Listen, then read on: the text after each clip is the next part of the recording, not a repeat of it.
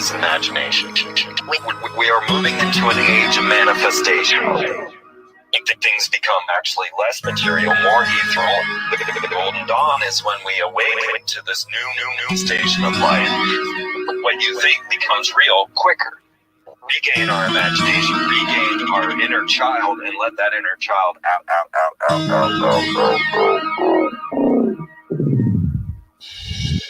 My name is Frank Castle, founding member of the music group Heist Click and New York City Neo Shaman. After a serious injury sidelined my career in 2013, I decided to set out on an adventure to search for myself with the help of the plant medicine Ayahuasca.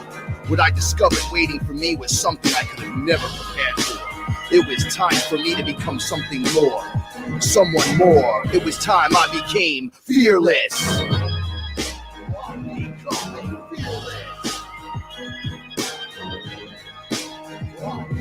In the darkest of night, gonna let my light shine as my heart beats a rhythm with space and time. When the light starts to shine inside your third eye, you awake to the knowledge that you never die.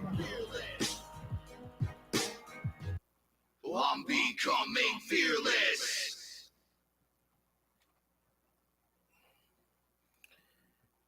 Check a 1 2. What's up, everyone? It's your main man, Frank Castle, your sorcerer supreme, right here each and every Saturday night on Fearless.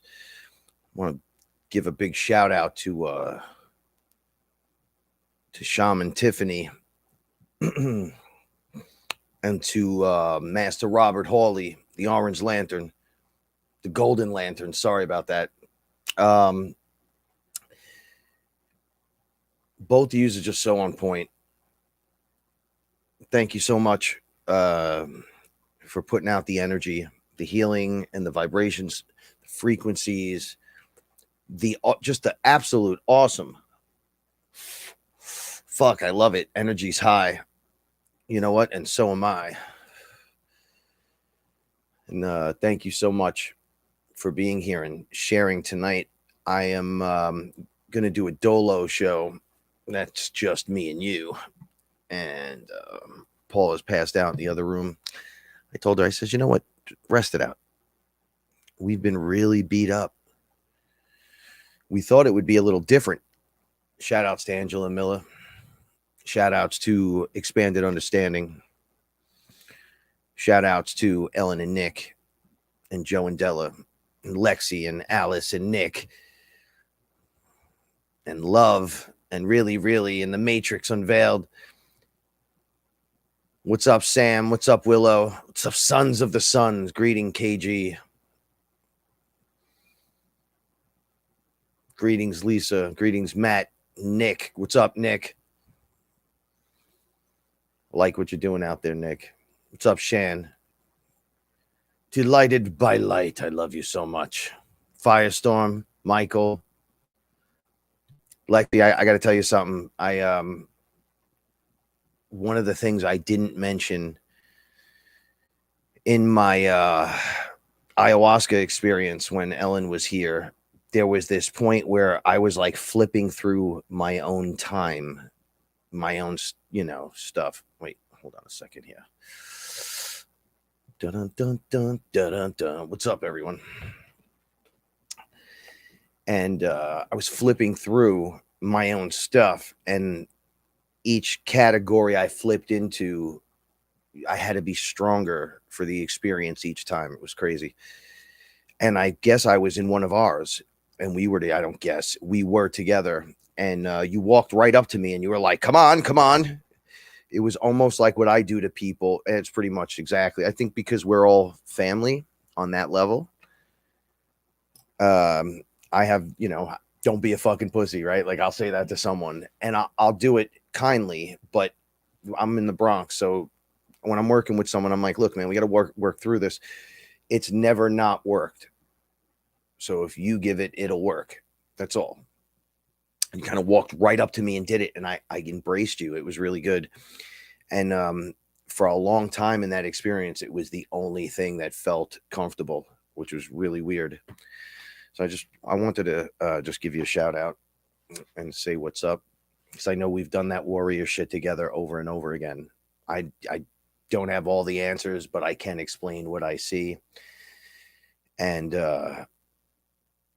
there's a whole bunch of us that are there a lot over and over again, right? Experiences as the father, the mother, the friend, the whatever, the pet sometimes, which is really weird. Everything is there designed to have the experience and to show you love. Like some of the cats, well, all the cats, but some of them are you. Like some of my cats are just me. We could say it's all this other stuff and everything. That's cool. But I learned so much from these animals that are family to me. And when I look at them on the higher level, it's like me being both, so I can teach myself, because it's all happening now. So it's not like, well, in another lifetime over there, well, you can be fractaled into this place as well. Of course you are. We all are. And the idea is to return back whole. Joseph, what's up, Joseph? My man. It's good to see you, brother. So I really appreciate everyone spending the time with us. I had a few experiences. Paula's birthday had passed, and I guess she had thought, and I agree with her a little bit, on her birthday I was a little weird. I woke up grumpy and cleaned the whole house like a grump, and then got excited, and it was already kind of midday at that point. And then how do I talk? I've been so sheltered with this a little bit, and I had a really intense experience last night that I'm just going to share with you guys, and we're going to keep it pretty much outer limits tonight. It's going to go crazy. But we're all starting to see the great separation. It's a fucking weird. Thank the gods, lowercase g's, that I'm with, or have Paula, or we have each other, like Fearless family and us. There's someone to talk to this about, because now it's getting really weird. It's not just an etheric thing. We're watching the whole world change. It's literally happening, and you're changing. I'm changing. We're all changing, and all these experiences are starting to bleed through and happen. But with that comes this great separation. They say it's the wheat from the chaff. I would say it's those aware, those not aware. So it's not like a bad thing, good thing. It's like maybe it's just not their time. And I've heard this explained in a lot of ways. Moving east, or you're going from, east to west or west to east. Everything here's that duality. It's never, it's like the good, bad, right, left, up, down, yes, no. Okay. Like a battery terminal, positive, negative. And going west or going east, I don't know which direction you go if you're going, because it's never going north. We're going north. We're up. No, it's always going east or going west. I don't know why that is, but we're expanding outward away from each other, but still connected. And I've heard people say, well, no, we leave and go into this place, but then there's a projection of you over here. And I don't know what to believe anymore, because I'm witnessing this thing with my family that's like certain people, not all of them, as they stumble with the choice, because it's a yes or no. You're going, not going. You want to do this, you're not going to do this. They tell you have to make a choice. You can't kind of sit on the fence for this one. It's like light versus dark, good versus evil. So people that are playing on the fence, you're watching them kind of bounce in frequency. Like you'll hang out with them at their house. You might feel like shit. It'll be like dipping into, I don't want to say shit. I don't want to disrespect them, because I'm seeing it from a different way now. It's kind of weird. It's like, it's just frequency. So you can't blame them for being in the grade they're in. It's like, someone's hanging out is in the 5th grade, right? And you're graduating, like the whole thing. is it their fault they're in the 5th grade or have 5th grade awareness? So I'm like, ooh, this is a rough one. But you'll dip in, and then you might have to sleep, you might have to purge, you might get sick, something might happen. And you'll be like, oh, I don't want to go there, I don't want to be part of it. But they come to you and it's Party Palace. Oh, I fucking love it here. I thought there was going to be 12 cats and I was going to throw up all over the place, and then and you're like, no, that's you don't even need to take allergy medicine for the most part when you come here, because we fucking clean, right? We keep it correct. Brody, I I love it. Brody, thank you so much. Now sending you positive vibes and love. Fearless One. Man, I love that Punisher decal. I got that on my ankle at a Hell's Angels party when I was like 15. They're like, you can't come in without a tattoo. And I was going in with my uncle and my aunt. They had me outside and they literally wouldn't let me in. And I was out in Long Island. I'm like, I got to come in. And they're like, if you get do you have a tattoo? And I was like, I don't have, look at me. I'm young. I'm like, do you want to get a tattoo? You want to go in? I was like, yeah. And guess what I had with me? A fucking Punisher comic in my back pocket. Busted it out. I was like, bang, I want this, but I want it to look better. And they kind of, I'll take a picture of it and I'll put it up. I've been obsessed since I'm a kid, keeping it up. It's almost like keep the villains away by posting this on your chest as using this as your symbol, because they know that you won't be fucking around with them. But behind the symbol, you could just be whoever you want to be. You're just trying to keep the bad guys out. All right. So thank you so much, by the way. So we get into a position where we're witnessing this frequency and density push, pull. Now, we know density is going up and down, right? But it seems like we're going side to side, like we're pulling away and moving into our new positions. And I say that because it's almost like the people I'm speaking to are forgetting what they've said to me. They deny it just outright. I never said that, but you said it in front of all people. There are all kinds of situations and things that were going on. So there's no way to backtrack on it because there's witness. But to you, to that person, to these people, it didn't occur like that. Not even close. And I'm like, well, this was your idea. No, this was your idea. And this is what and I don't remember a damn thing what they're speaking. I'm like, literally, I'm going to start recording people because this is some bullshit. And then when I'm away from them, they forget. It's become a random phone call now. It's become me asking questions like, do you like me? Do you even like me? Do you like being around me? I mean, because I'm the type of person that can handle, well, you're a little much and I can't stand this, and this. And you're honest. So I'll go, okay, well, they can't, I'm too much. The energy's too much. I can't, or my personality's too big, or you just think I'm a dick. I don't know. But I've had to ask these questions and they'll backtrack on it and go, no, I love you. I'll be like, no, but you don't like me. Just admit, because you don't act that way. There's like a weird, but it's happening across the board with people. I attribute it to a couple of different things. Try to make some design for you, like taffy that's warm and it pulls apart. There's still like strong connections kind of, but it's like further away, even though they're right here. And then others, there's just like a missing section with the dip. And that's broken. It's gone. That's just gone. When it comes back together again, it's not like you're going anywhere. Like I'm getting a new thing about death. Most of the people that have ever passed around me, including the cats and the people, I don't feel as bad anymore, knowing what's going on, knowing we're going into different positions and places. So I personally don't take, I guess I have to squeak past. I grew an understanding of just,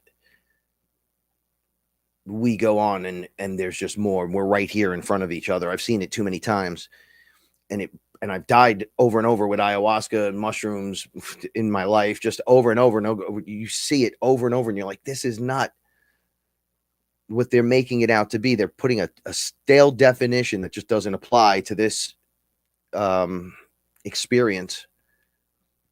And it's the wrong one. and it kind of ruins things out. But for me, I'm looking at it now going, we're all moving into position. What position is this? I've seen fucking family members on spaceships, starships, places where you'd go, you didn't look like that over here, but you do kind of look the same. Like I've seen animal beings that are here, but they're etheric as animal, but it looks just like them. It's just morphed into the character. I'm myself as well. But we're going like this, and I'm looking at it like an accordion, the great breath, and then it comes back. So we're never going anywhere. All in that, you're just done with the experience with, let's say, mom or dad or Frank or Juggernaut or whoever. And now we're growing in these weird experiences, and creation just keeps opening and going and going and going and going and going. And we're trying to like, well, it goes back 10,000 years. Well, it goes back 100,000 years. Well, it goes back 1,000,000 years. No, you're infinite. It goes back. That's why it's the original form is the light body. We're going to go with the straight original form because you can't, it's almost like the Big Bang. It's the first thing. When you're like, try to put your finger on a date for that, it's impossible. But when you go back to the original form, which is the form we took here, you can do that, and it's not dated. It's just, that's the original creation. This is what you were meant to be. Boof. There you go. Not anything else. This is what you're meant to be. Now, everyone will have their variation on design, size, shape, whatever. But that's what you're designed to be. Everything kind of came off track, and you have everyone's DNA, and it's the creator of all, and that's the light body. Not everyone has the light body. So these crazy pullaways and pushaways where you find these things happen. It's like I watched Paula as an example, family members just like doing shocking things that you're just like, wow, I guess we're at that point. Not doing anything bad, but not doing anything where you're like, oh, I'm like, do they even care, or do they understand, or are they even there? Do they even think of like it's a holiday or something? And is it okay, so you go from a phone call or a hangout in person to a phone call to a text message to a Facebook where somebody you put thank you day after your birthday or something, and then people, oh, it's your birthday, happy birthday, and then they put it there. So where do you fall in line with these people? But when the closest people, and I'm not saying all these people did this to her, I'm just using examples now because there were weird things that have happened also to myself, where you're like, wow, that's where I sit in all of this. I've become the Facebook, you post now happy birthday when I say thank you to everyone else who said happy birthday. Like I've fallen into that category, right? Where it doesn't matter, but the person's still nice, or it's still the person, everything's still, but it's just like over there. And you almost thought to yourself, well, when did this happen? And I'm like, I don't know. I kind of got nothing on this, but I'm watching it. And then I'm watching it happening with me in places where I'm trying to connect. I'm literally trying to connect to people, certain ones, and just to see where you're at. I mean, your family. So let's see. And I see them moving on a path. Now, that strand of taffy or that whatever, like I'm in my own universe. I'm over here living with Paula. We're in StarShip FearLess. So I don't know where I fall on that taffy pull, right? But I guess it's individual with each being or something, where they're still in there, so they could make the transition and go in theirs and do it. So you watch them playing the line. You watch all the middlemen start to fucking pick sides or choose sides. Some people fall back asleep further in. Oh, it's never gonna, and it's always gonna be, and and everything's a fucking problem with these people. Oh, and the president, and and then this, and it's like, look, all that shit is there, but if you let it collapse in on you, it's like a black hole sucking in all the crap, but you're not transmuting it properly. You're like stacking shit inside of you. Or you're just like, don't look, I do what I have to do to make my way and my maneuvers through the matrix here. or through this hologram. But I'm not going to do that. I'm not going to sit and have a pity party all day, all night. And I used to kind of be that way. I would hold a grudge for like 2-3 fucking weeks, man. I would fire. I'm surprised I don't have like 20 forms of fucking cancer. I think because I release it. I hold a lot in, but I release a lot. So it's just weird. I've never been. I would hold certain things in, and then it just comes out later on. So I think that blah, blah, blah, that eventually I viewed myself from another perspective. I think I got so drunk, I cut my wrist open, and I was squirting blood, and I freaked out, and I was like screaming, and I went to the emergency room, and they wouldn't take me. There was nobody there. And nothing going on, and they made me sit down. I started fainting in the chair. I was just squirting blood. It was I wrapped my arm. There was blood everywhere. And then I started giving them shit. And during that moment, I thought I was looking at myself and the security guard from like over behind him. And I saw me like, and then it was right here where I cut. And so I remember taking the shirt off. I'm like, fucking dude, I'm bleeding out. I'm fainting in the fucking chair. Just put me in the other room, please. Just let me put my arm on some ice, rewrap it. This thing is soaked. I'm pouring blood on the fucking floor. And he yelled at me, and I went, you motherfucker. And I just flinged it right in his face. And everyone got shocked. And then I walked out like, motherfucker, I'll fuck you up. I went back home. I got it to stop bleeding, and I put super glue on it. Stupidest story ever. It was a dummy, but I saw myself doing that. And I was like, ugh, this guy's a dick. I don't like him at all. Why'd you do that? I was so drunk,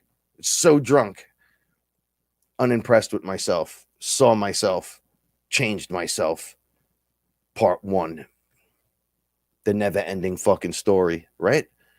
Or, you know, I mean, people are still looking at me like old Frank, like 20 years ago.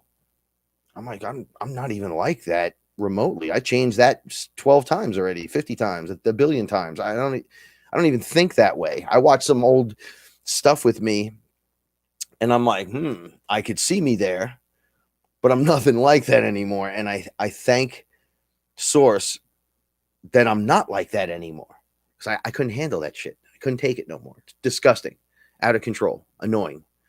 Yeah, I'm the guy.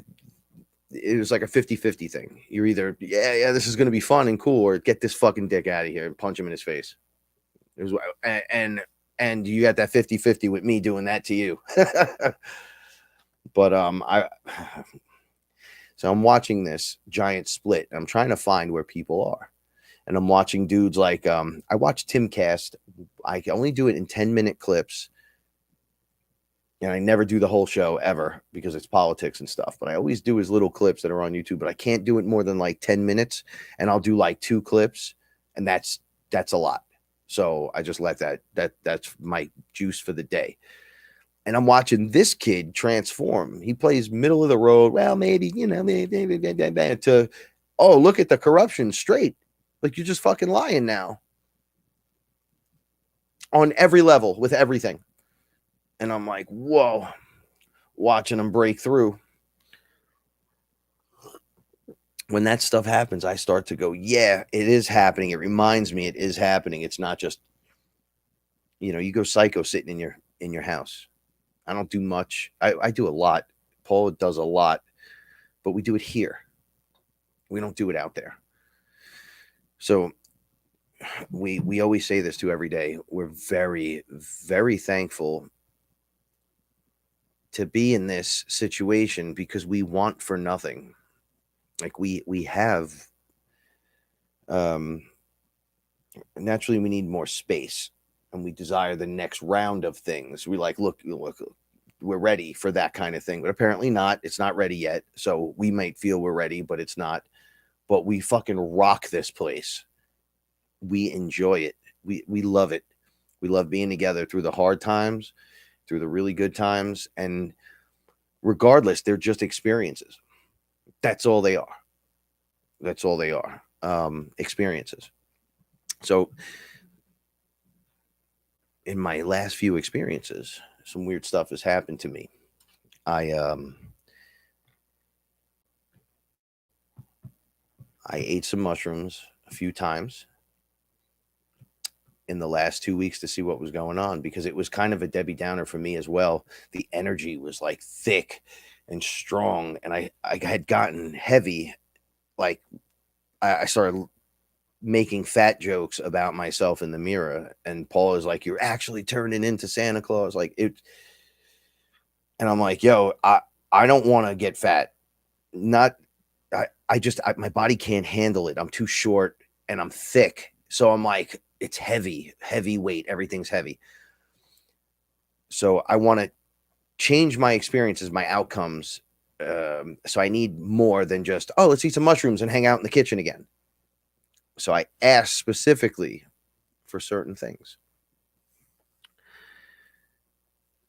I was shown a little bit about health. And I made a deal to stop smoking tobacco, 100%, no tobacco. So I'm allowed a blunt once in a while, but you'll see me smoke this in a little bit. That's not a blunt. It's hemp paper. They said to me, make a choice. You can vape a little bit to curb addictive stuff, qualities, conditions within you. And then when they start to go in the weirdo direction, you have to take that one out too. But you got to do one. We suggest doing the tobacco immediately. Now, as a shaman, you want to just smoke a little tobacco. You're like, we never have these fucking problems we have now. Right. All kinds of chemicals in your shit. That's a problem. And you've gotten to the point where you've had a life in your human flesh suit that could only handle so much shit. So when you bend over and you're gaining weight and you have to tie your shoe and you lose your breath, you have fucked up. So if you bend over to tie your shoe and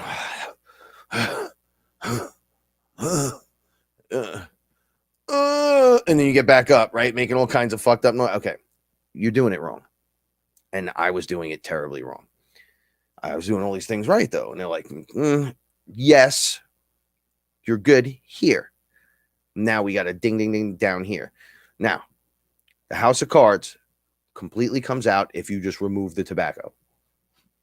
Now, I was rolling pin smaller than this is actually a pretty fat joint. I was rolling little pin tobaccos and smoking like half and putting it out, smoking a half, putting it out. 2 years of that, and now I'm like, what the fuck? I got a little bit of a belly. I bend over, tie my shoe. I can't fucking breathe. I'm thinking about, and no judgments. Should I just get shoes I slip on? Like that I could just do without bending over, or that I could clip on? And I have these really cool racing boots they're great for the snow and everything. They're like off-road booties. And they have like giant buckles on them and shit. And all you got to do is slap them. Done. I go to the bottom one. Done. Come on, Frank. Come on. Fuck. Sorry. I thought I was, okay, Professor X, you're great inside your wheelchair. Now get up and do some exercise. My shoulder and my back and okay. We can't keep making excuses. And we can't keep taking Tylenols, and we can't keep going this direction. And you're doing great. You did MMS, you did all this other stuff, and now you're going to fall here. Take the tobacco out and watch what happens. So the first couple of days were terrible, but the mushrooms told me when I was under, every single time you get that addiction, that I'm going to go, They were doing it to me while I was under. It was like an electric shock it didn't hurt, but it was enough to get your attention, but on the inside. And it would knock. This is why they say mushrooms are great. Like if you want to quit smoking cigarettes, like the mushroom made the agreement with me. Like, you have to do this. I'm like, am I dying? Do I have cancer? They're like, how about this? If you keep this up, you will, but you don't, but you will, if you keep this up. We're done talking. So I was like, all right, I'll stop doing it. They were like, so this is what we're going to do. So I started already craving one while I was under. I was like, I just want a cigarette right now. I'll stop later. And they were like, brink. And when that addictive thing, it like came through a tube or a pipe out there into my body. And when I jumped and I was like, what the fuck was that? They're like, you are addicted to things because you're agreeing to them. And I'm like, now I'm going to try to explain this. And people may disagree, and whatever level you're peering in from, whatever. That's your level of awareness. But from where I'm looking, we're in a holographic illusion. You're not fucking here. You're not real. There's computer software and weird shit and pipes and tubes coming out of all different things in all different layers. And when we agree to come here, things that hold us down, distractions, addictions, and stuff, like I just can't stop doing it. I just can't stop doing it. When you back up and look from outside, there's something attached to you, pumping that into you. So it's not just you having the chemical reaction. It is on one level, and on another level, there's so much more at play.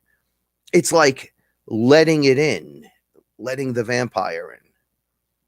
It's there. It's pumping it into you, or they're maybe pulling it out. I don't know what the fuck's going on. Maybe it's doing both, because we know they eat. They eat our energy, and it could get really weird and shit with that. So I was watching that with me, and it was like coming in, and then I was like, oh, I want to smoke right now, but to go outside. Like I had to break the habit of just walking out the front door. So I won't smoke in the house. And then just taking a couple of full pulls, looking up at the moon, thanking everyone, thank you, whatever, grateful, and then going back in. And they're like, no, you got to break the whole fucking routine. So I was like, okay, well, I'll just, and I'm reaching for shit, and there's nothing there. Well, I got more tea. I had food, right? Chocolate becomes fun all of a sudden, and weed. And they're like, yo, forget about smoking blunts. Make blunts like a birthday, a Friday night, Saturday night, right? And then see you. And then, oh, look, it's a blunt. We're out in the beach. Smoke a blunt out here and just hang out. Not blunt, joint, blunt, blunt, joint. You got to get rid of the tobacco. So that's like your little specialty thing. You're allowed a little, right? So I'm like, all right. See, even talking about it, getting excited, I'm losing my breath a little bit, because now I'm over a week. I haven't had any. I've smoked 2 blunts, I think. So that's it. But I've smoked a million, just fucking not a million, but a bunch of these little joints, and I never really smoke them straight through. I just like kind of hit them, and then it just goes away. And I'm like, what is that? They're like, dude, the weed is putting you in the headspace to retake over yourself. Because you wobble out of the, like, oh, I need a cigarette. So you're like, here it is, right? And you're like, oh, cigarette, but it's not a cigarette. This isn't doing the damage the other thing is, right? And I'm like, this doesn't work, because I'll be smoking this going, yeah, this isn't tobacco. It's just not. Like when you want tobacco with your coffee or whatever, it's what it is. I want joints too with it, but I want to smoke it. I want to fucking smoke. I want to go outside and have a smoke. So I'm placating and I'm hitting it, and I'm going, yeah, it's just not the same. And by the 3rd or 4th hit, I'm somewhere else. Like I start to come out of I gotta have it. And I just chill the fuck out. And then the quality of, and my awareness comes back to me like, oh, that was taking over me. Almost like they were pumping energy into you. Want. You want this. Like the TV keeps telling you what you want, what you need. And it's like, I'm out of breath doing. You watch any fucking commercials on TV, they'll have you doing that in 2 seconds. You watch the news, I can't even believe I'm watching this shit. Your mind isn't built for everybody's fucking problems and all bullshit, right? Your mind isn't, it's not made for that. They're doing this to us on purpose. So distractions inside the hologram that have an alchemical mixture with you not only creates an addiction or the qualities for addiction right in, I don't know where it would be, the first layer of 4 fucking D. It's like there's things attaching to you. Right now, if I showed you a cigarette and said, "Oh, you're a heavy smoker, you want to smoke this," right?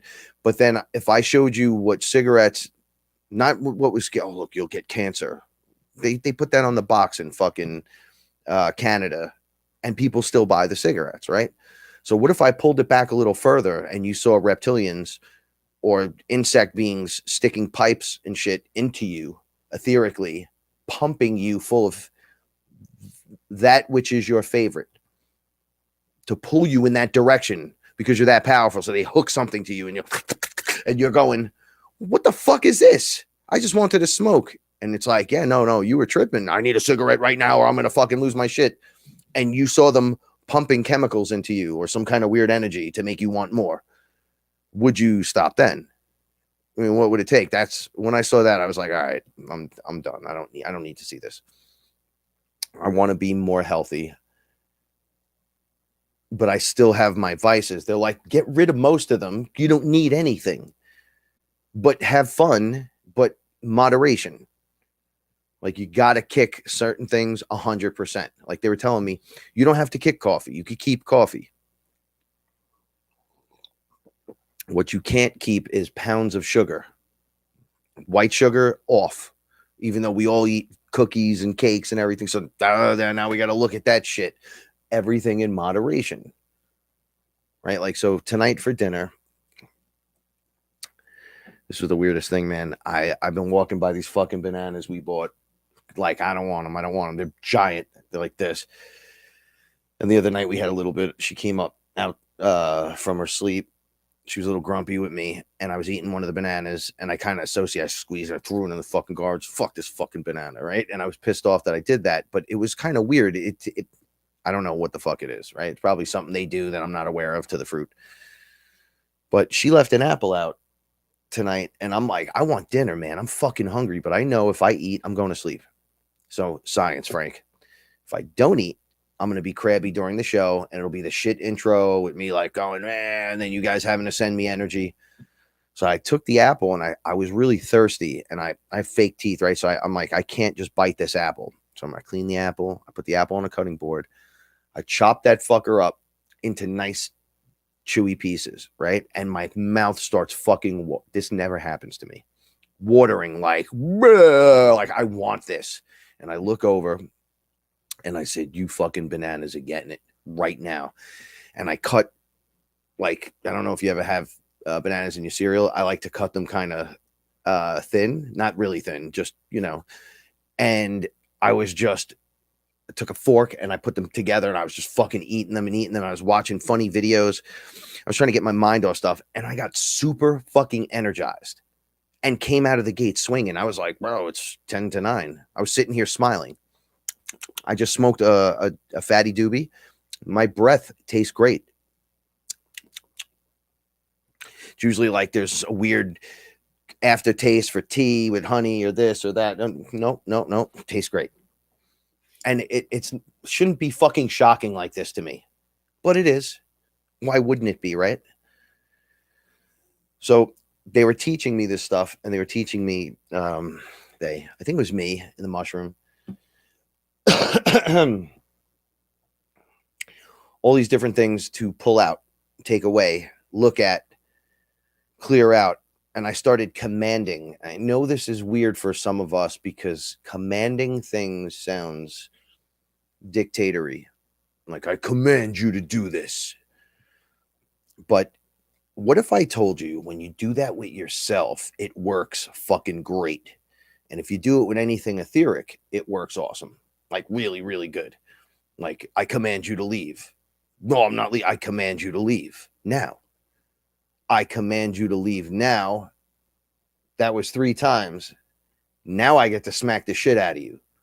Now there's a problem. That's etheric. One thing I learned last night is if it's real and it's standing in the room with you, you're most likely have no shot at surviving, or it's just going to do whatever it wants to you.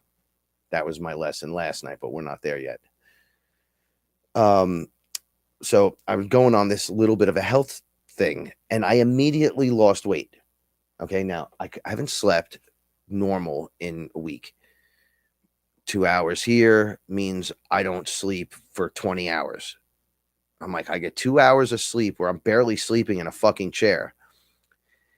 And then I'm like, it's 3 a.m, 4 a.m. I want to go to bed. And I'm laying there tossing, turning. I'm like, what is happening? I don't know what's happening. They're like, yo, listen, multiplay is in play. They're like, you're literally transforming. You're not going to need that much. When you do, you'll pass out.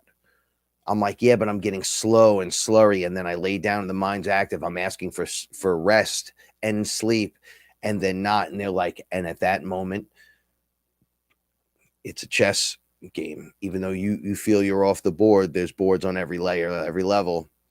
You go to lay down and it's boop, they poke you right in the third eye, or you open your mouth, boop. I'm like, what the fuck is going on here? I got to get up, got to do this. I said, I must have went to the bathroom this week 100 times. No joke. Both, right? Where you're like, dude, what the fuck is wrong with you? And I lost weight. I let go of the tobacco. This happened to me when I got locked up. I was like a heavy smoker. I went to jail really heavy. I was like 237 pounds.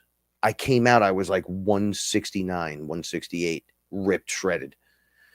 And I didn't get to lift weights or anything. I like freaked out for 2 weeks and my body was shaking and doing all kinds of weird shit. And I was touching and scratching shit. And I don't feel right. And I can't calm down. I can't fucking sleep right. They're like, you're ejecting stuff out of your system, literal poisons attached to you. And then these entities that are feeding on that part of the process that you're like, oh, this is cool. They're like reinforcing that when you go to lay down. And you're like, oh, I can't let this happen. Oh, I can't let this happen. So it's a nonstop battle. On the chessboard, you move, they move. Oh, I had a great day. Here it comes at night. I had a great night. Here it comes during the day. One after another. Everything's backwards. I don't know. Upside down. I picked this up. I can't even fucking touch it. It's like someone knocked it out of my hand. It's like the lights just want to go on and off. And then every light in the fucking house blew out. You know, I haven't been able to keep things charged around me. I don't know if it's me or it's just losing charge. I've had to charge multiple speakers in the house. My iPad, it's like, this is why I fucking hate iPad products, iProducts. They fucking die. When they start dying, they fucking die. It's whack. Now, how do you upgrade that? How do you fix it? Oh, you got to buy a new one. Oh, it's $1,000 right out the window. Right? And it's like, what the fucking waste? Right? As soon as you start using it a lot is when it starts failing you. It's like, you know, I had an iPad and it would fail me on stage. It would fucking do stupid shit. I'm like, yeah, I can't use this stupid shit. Or you got to keep up with the brand new one. $1,000, $1,000. You're like, get the fuck out of here with this shit. Sorry, little angry rant. So one of the things I got that had happened to me during not last night's experience, it was like a few nights before that, right in the middle of all this change that was being presented to me and how I can change by just removing tobacco. As I was stretching, I got a fucked up back, so I'm stiff all the time.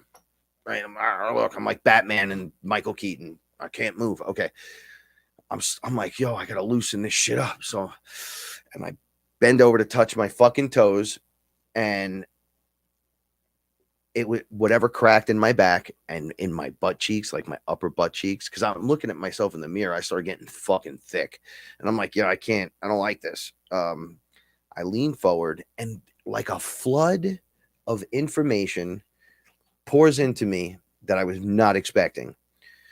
So last year we lost, going into the year before, going back 2 years, we lost multiple cats. So for a year or more, I have been, there's a great meme online that says something like what you think men do when they die, and they're like at the pearly gates, like, you know, let me into heaven. And then it's what men really do, and it's like a dude in a fucking interdimensional spacesuit just murdering fucking all kinds of demons and aliens, and he's like in a hell landscape, and he's like, where the fuck's my cat? Right? And I really understood that. Like, where the fuck is I want the information. Where did they go? Like, we parented these things, these beautiful creatures, and raised them from nothingness into somethingness, into best friends, and just the most of the most, right? So I haven't asked, because every time I ask, they don't give me nothing. They give me nothing. Boom. It all comes fucking. It was like they each showed up and said, this is what happened to me. This is what, and when I was like, I can't believe this. There was like the mushroom there going, no, look.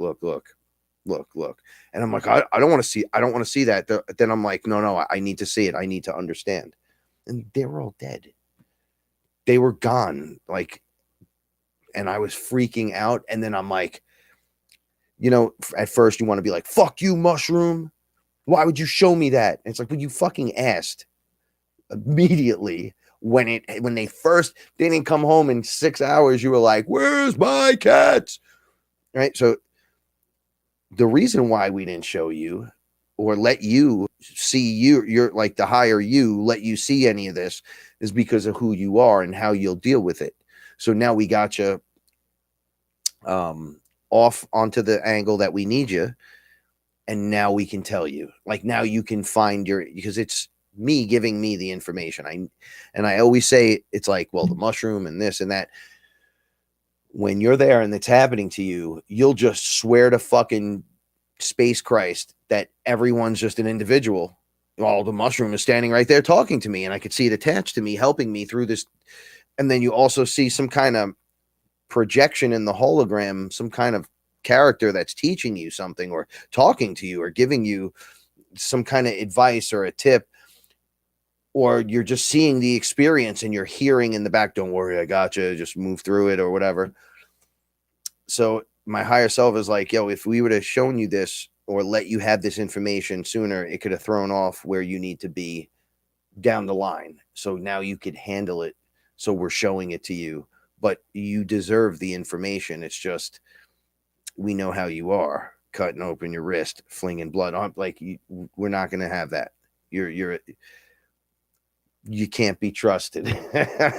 Your free will is just, you're a wackadoodle when it comes to this. So I'm like, I understand. That fucking sucked, but was fantastic at the same time. And thank you all, because now I feel better in my heart that I'm not guessing and wishing and thinking, and I can't do that. It's all these like undiscovered things. If somebody was just taking your children and they just never came home, you'd be like, what's going on? Especially if you were at like 6 or 7 over the course of a year. Just not that you're a bad parent. We got cats. They got to be outside. They got to go run around. You can't have that in one bedroom. They came from outside. We fixed them and brought them in. So you got to work with it, That's like saying you can't keep your kid inside, but you got to try to teach them the best you can, but they're cats. So there is this weirdo balance, but how many before you're like, bro, these are my people, and I need to know what the fuck happened to them. I'm with them all the time. So what do you do? They're like, yeah, you guys, some of you guys get focused, and we don't want you showing up at the neighbors, looking under porches and being like, my fucking cat's in here, motherfucker. We cannot have you doing that shit. Right. We saw when, an example back in the day, someone said, and I know other people have used this against me, but it wasn't me that did this. It was a fearless family person from back in the day, had an experience where they showed him that the meek inherits the earth. And then he was listening to them. I don't know who they were. He was like, yo, they're like, go pick out a fucking house. All these scumbags are going to get arrested. And it's like, yeah, they are going to get arrested, but what are you looking at their houses for? He's like, no, I went on whatever, Zillow or Marketplace, and was looking at houses that were $millions in my area, and then going to them and looking at them. you know, and then he had a issue where one of the guys was like, what the fuck you looking at? You looking at my house? And he's like, this will be my house. This is the house I'm going to get when they take you away in cuffs. And I'm like, yo, you cannot do that shit. I don't know what in the fucking world would possess you to do that. I was the one talking the people down from this shit. I don't ever get involved in stuff like that. That's a no fucking no.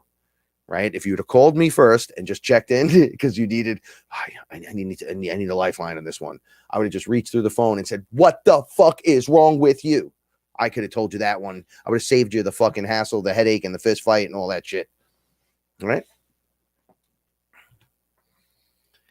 So I want to talk about last night because the energy's been thick, and I know that the dark ones have been getting their chess pieces off. Like they've been doing it, and the pot has been stirred to the point where you're saying it now. Look, if you don't see the political nightmare in this country, that gas is $60 a gallon. It was just like 25. I mean, a barrel or whatever the fucking prices are, dude. It's skyrocketing. You want $12 milk? Have fun feeding your kids. Okay, so how does that play out in schools where your kid gets milk at school? If your kid's at school, or any kid anywhere, or anybody that serves, what about jail? They serve milk every day in jail. They use little milk containers. Now those little milk containers are gonna be like $4 a piece. How are you gonna pay for that? Where does that money come from? What's going like? The straight, I've posted a few things. I don't even know why I bother, just to show you the lying. That press secretary chick is, if she's like a broken AI. The circle back girl. Biden's not even Biden. It's not him. You can fucking see there. They show you things, or this thing on his head. He looks like he's wearing a fucking mask most of the time. He's wearing 2 masks and then a fucking mask. Yo, Mission Impossible. She loves Mission Impossible.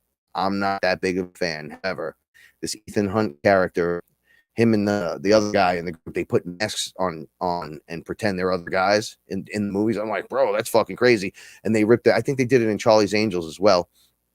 And I'm like, man, that's really good right there. And then you see the mask slip.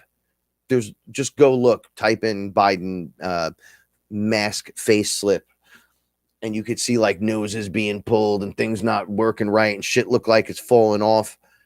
What is this stuff? Dude, it's a fucking mess. So you don't have to dig into the details. It's already there. It's in every detail. I was telling Paula this. You don't get to escape this. It's the old system. It has to crash. So what does it do? It puts out 60 executive orders, most in history, in a short amount of time ever combined. Know your history or be suffered to fucking repeat it. You want the fall of Atlantis or the rising of Atlantis? The choice is yours. Like, we're getting into the choice. Like, you have to make the choice now. You can't be Biden, Trump. You got to be like, yo, the good needs to conquer the evil. That's it. Light, dark to light. I know others have usurped this, and you personally have to do it. You got Coca-Cola being ratted out, and I'm sure other companies are doing it. You fucking piece of shit devil companies, because they're all part of the Luciferian structure system. I don't even know if Luciferian's the right words to use for this, but that structure system is set up specifically to drain and suck out, make more for them, less for you, at all times. They're saying how to be less white. What? Well, have you tried being less white? Have you tried being less of a pedophile? Satanic prick. Well, that's it. You're banned from everything. You know what? Fuck you. Ban me. Right? I'll ban you. You don't get my money. Well, we'll cut you off from everything. Believe me, you can't. Right? When you a hustler, baby, you make it fucking happen. Right? And that's just the way it works. Right? I'm not a fucking victim. I'm a system breaker. I'm going to break you. You're not going to break me. And I'm not going to capitulate for money, because I don't need your money. I'm abundance, literally. You think an extra car and a giant house is going to make me fumble over my shit for everything I've had to do in my life to not like talk like this to you guys? Get the fuck out of here. I don't charge you guys for any of this stuff. Why would I fucking start with there? If it was about fame, this isn't the road I'd be taking. It's not. It's about fucking glory, bro. You remember glory, right? You remember that, right? We can do this. We can break the system, but it's going to break. You're seeing it. They're going to the dollar is just going to smash itself. Been telling you, and this isn't a take on you or at you by any means, but at 800, I talked about Bitcoin at $800. I didn't press the button until it was like 1,000 or 1,200, which was my fault with me. Bitcoin, I think, is like 55,000, 50, I don't know, something up there. Everyone keeps saying, yeah, but when it crashes, they're just going to buy more and it's going to go up. It's going to go. If I told you it was 1 million, you're going to go, what? I'm going in 10 years. And that's way too long. It's going to be way earlier than that. But I don't like to give times and all that. Things work a little slow sometimes, but they're not. Is going to be worth over 1 million. It's scarcity. There's not enough for everyone, but there's plenty for everyone. But there's not enough when you got companies buying, you get this and that. So there's going to get to a point where people like me aren't going to, it's a storage of wealth. I'm going to be worth this no matter what. Fucking look, if a meteor hits, you're fucked. If the grid goes down, you should have silver. You should have a silver amount to balance off, or a gold silver kind of ratio. Bullets, and I'm not advocating for anything. I just know what's worth stuff. You know, you got animals that produce, you know how to farm, you know how to do certain things. You're in business. I mean, look at what they did with Texas. They're showing you straight attacks on the people that want nothing to do with the system. Oh, well, we'll just attack you and shut you down. You got to hang in there. And I'm going to tell you what I'm learning is it's not Trump was going to save everyone. We knew this. Nobody's going to save you. You got to save you. And how do I save me and all this? You have to back out of the all this. You have to back out and then go, okay, what do I need to do so I can do this? And then start that process. It's the only way you can do it. Everyone's got their own version. But Bitcoin's now at this price. And let's say you threw your stimulus check in, the first one, which was, I think, 1,200, and then the second one was 600. I didn't get any. So my taxes, fuck you. My accountant better have a nice chat with them and be like, yo, because I have to pay every year. But you'd be worth over $10,000. Guaranteed. I'm just throwing a number out there because if you bought in, okay, so, and I'm going to just stick with this for a minute, so just hang in there. Elon Musk puts $1.5 billion into Bitcoin after his SpaceX rocket explodes and falls to the ground again. Okay. And we all know the Tesla car and the energy thing is just bullshit. It's great. A concept isn't going to work with our fucking power grid when you got to pay $900 to fill up your fucking tank in Texas because there's no electricity. The power grid's down. Rolling blackouts. It's not very helpful. Good, cool concept, but we're not quite there yet. You're not really saving anything when you have these mines for the batteries, or worse, or just as bad as the other car. It's just, you're fucking up the environment just a different way. And you need that mechanics, which is oil and grease and fucking gear and gasoline, to dig that shit. So you're not really helping as much as you think. Okay. He puts 1.5 billion and it goes up to, from 33, because he's locked in at that. It goes up to 55,000. So he almost doubled his money. in 3 weeks. So you're going to blow up my rocket. You're not going to let me get into space for whatever reason. They got their beef going on. And however they're running their show, because they're all different cabals, working and doing independent things within each other, working to just keep the working class down, right? Turns around and goes, fuck these guys, and just dumps it into Bitcoin and doubles it back, makes all his money back. Miami turns around and goes, we're going to pay our people if they want in crypto. You get paid in Bitcoin, like 30%, 50% of your salary. Throw it in on your 401k. My brother, he did something when it was like at 9,000 and he was complaining because it dropped to 3. I'm like, did you buy more? He's like, no, I'm buying more. This fucking thing's going to drop. I'm like, it's going to go to 1 million. And he was like, yeah, okay. So I was like, dude, you just got to hold on, storage of wealth. Now that 3 he put in, when it went down to 3, it went back up to 9, and then it just kept going. It's 3, 6, 9, 18, flip. He's making fucking cash.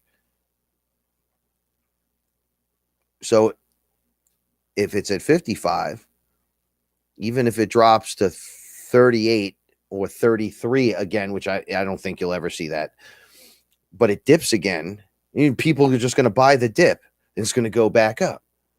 So it's almost like you're guaranteed, just like with silver. It was $5 and I said, buy silver.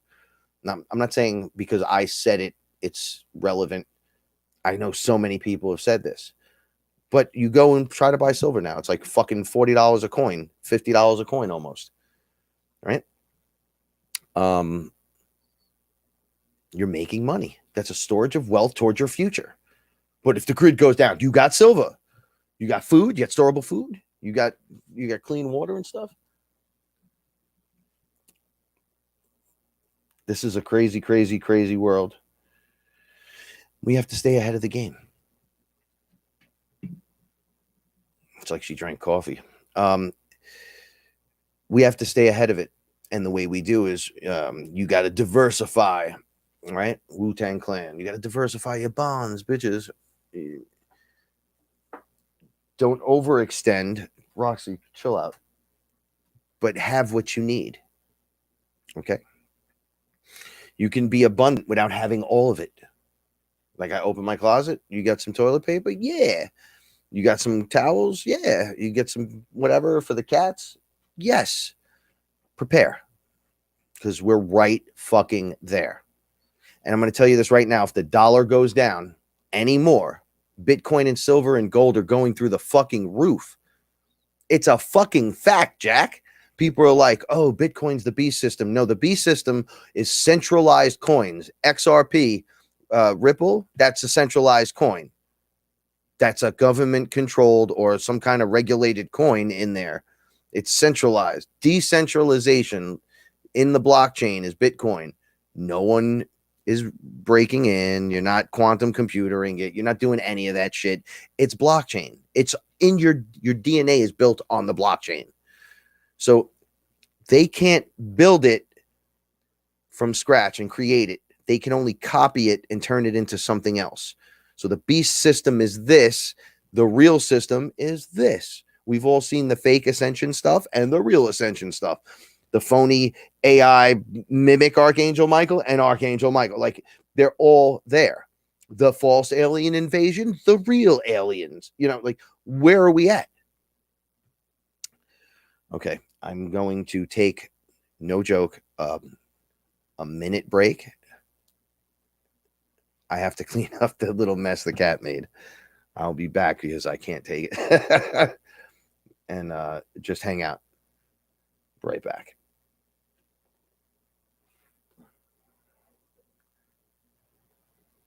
When you finally boil it all down, magic is imagination. We are moving into an age of manifestation. Things become actually less material, more ethereal. The golden dawn is when we awaken to this new station of life. What you think becomes real quicker. Regain our imagination, regain our inner child, and let that inner child out.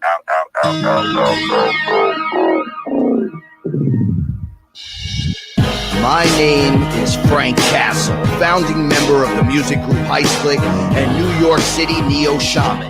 After a serious injury sidelined my career in 2013, I decided to set out on an adventure to search for myself with the help of the plant medicine ayahuasca. What I discovered waiting for me was something I could have never prepared for. It was time for me to become something more, someone more. It was time I became fearless. I'm becoming fearless.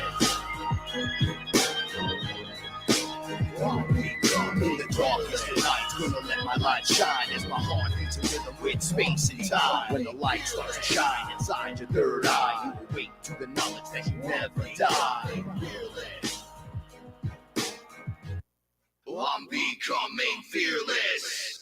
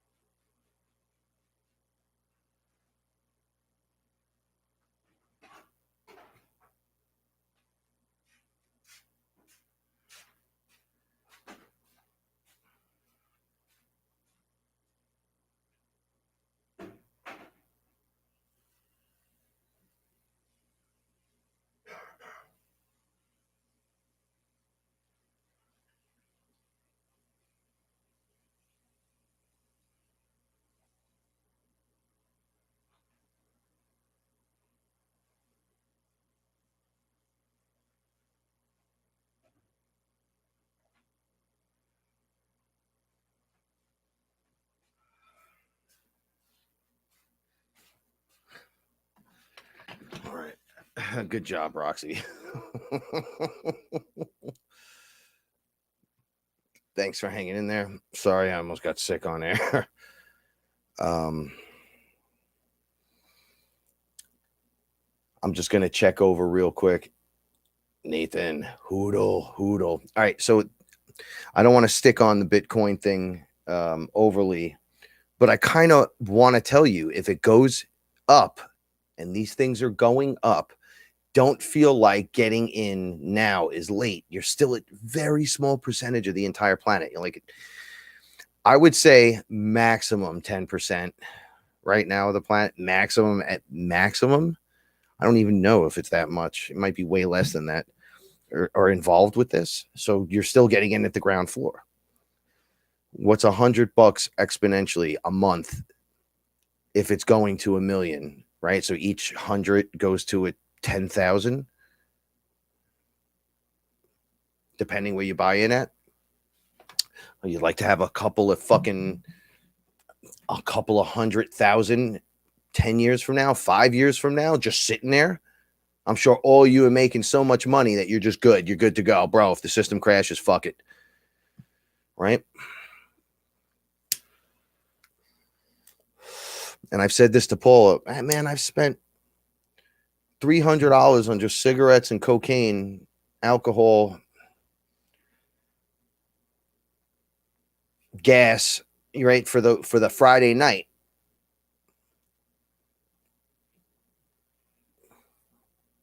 The $20 that I would put in for cigarettes, and it was like a fucking every 2 days, it was like $20 when I was smoking cigarettes. If you take that money and put it together and just take a quarter of it and throw it into Bitcoin, I would have surpassed already the amount I spent on cigarettes since I'm a kid. And you get it all back. And you don't want to cash out. You want a storage of value. You put it in a cold storage. You put it on a ledger and you fucking bounce. Or if you're only dealing with a small amount, you leave it up on Coinbase or something. But remember, if Coinbase shuts down, you don't have your coinage. So you put it on a cold storage and you have it. And if you need to plug into something, you just download the ledger software and boom, you're in. You just got to have your passcodes and know all your shit. And if you don't, you're fucked. Right? And that's just gone. They don't remake more Bitcoin because you lost it. You're fucking beat.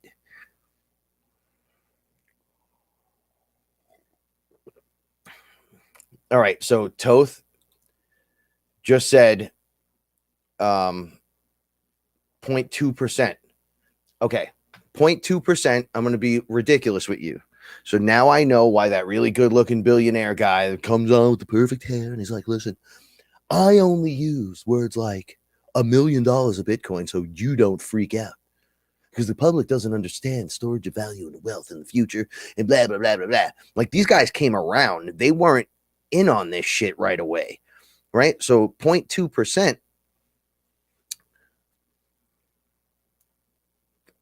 And we're at 50. Oh, you're looking at way over $1 million, guys.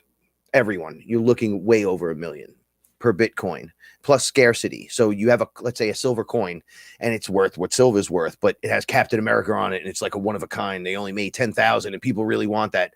Well, you're going to pay extra for that one. And that's what this is. It's like, well, why is the Captain America coin? It's supposed to be 50, 500. This is why, because there's not many and not many people are willing to give it up because they're going to hold out for when silver's ratio to gold is supposed to fucking flip. When the dollar collapses, it's automatic. You don't have to do anything. It's not like you have to go, come on, the dollar's not worth shit. Right?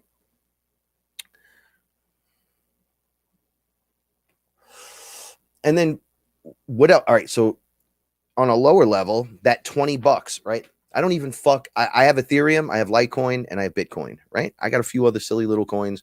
None of them's making me money. Or they've all made me money because I started back when they first popped. So the value is there. But why fuck with any?